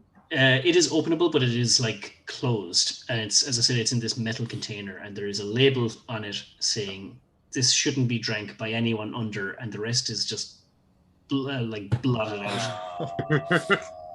out conveniently. So well, shouldn't be drank by anyone under something. Anyone under something. Well, I could take a sniff of it. Yep. And see if that. See if anything might be learned. Yeah, so it kind of smells like, that kind of acetone smell, like a real strong kind of alcoholic, the scientific kind, no, not the recreational kind. Recreational kind? Yeah, booze, mead. Oh, okay, fair. Ale. That not acetone. I would not advise drinking acetone, but that's what it smells. That's what it smells like. Interesting. Sorry, acetone's not even an alcohol; it's a ketone. But never mind. That chemically smell. Well, I suppose I'll just pocket it for the time being. Okay. I assume there's no sign of the man himself. There is no sign of the man himself. And just to let you know as well, when you did open it, you kind of would have appeared inside as well. It's a kind of dark bluish color with kind of bubbles just bloop, bloop, bloop after coming up from the top. And it just seems a bit bitty as well, which is a little bit gross, but there you go. Interesting. Cool. But yeah, the rest of the place is kind of just torn about. It's doesn't seem to be any signs of, not that it's hard to tell because the house is in a very dire state of disrepair, but it doesn't look like anyone has the chemical shelf didn't look like it's been ransacked. It's just been knocked over by the events. Exactly. Yeah. So what of his books and parchments and notes? Is there anything that looks at all recent? Looking over the bookshelf over here, all the books that were there before you see are there. Nothing's been moved or added. Well, it doesn't look as if Galfond has returned. I don't think there's any more good to be done here. Indeed, and I think with the search of Galfond's house and figuring out what to do next in the town, I think that's a good place to leave it for this evening as well. Okay. I just want to thank everyone for coming along to watching the first episode tonight, and I want to just thank you guys as well, the players, and Christian for doing everything. Mark. Thank you for DMing. Yeah, thank you for DMing. Thank you. Very intriguing. Thanks for watching. And also writing such a great story. No matter at all. Big thanks to Christian as well, doing everything in the background.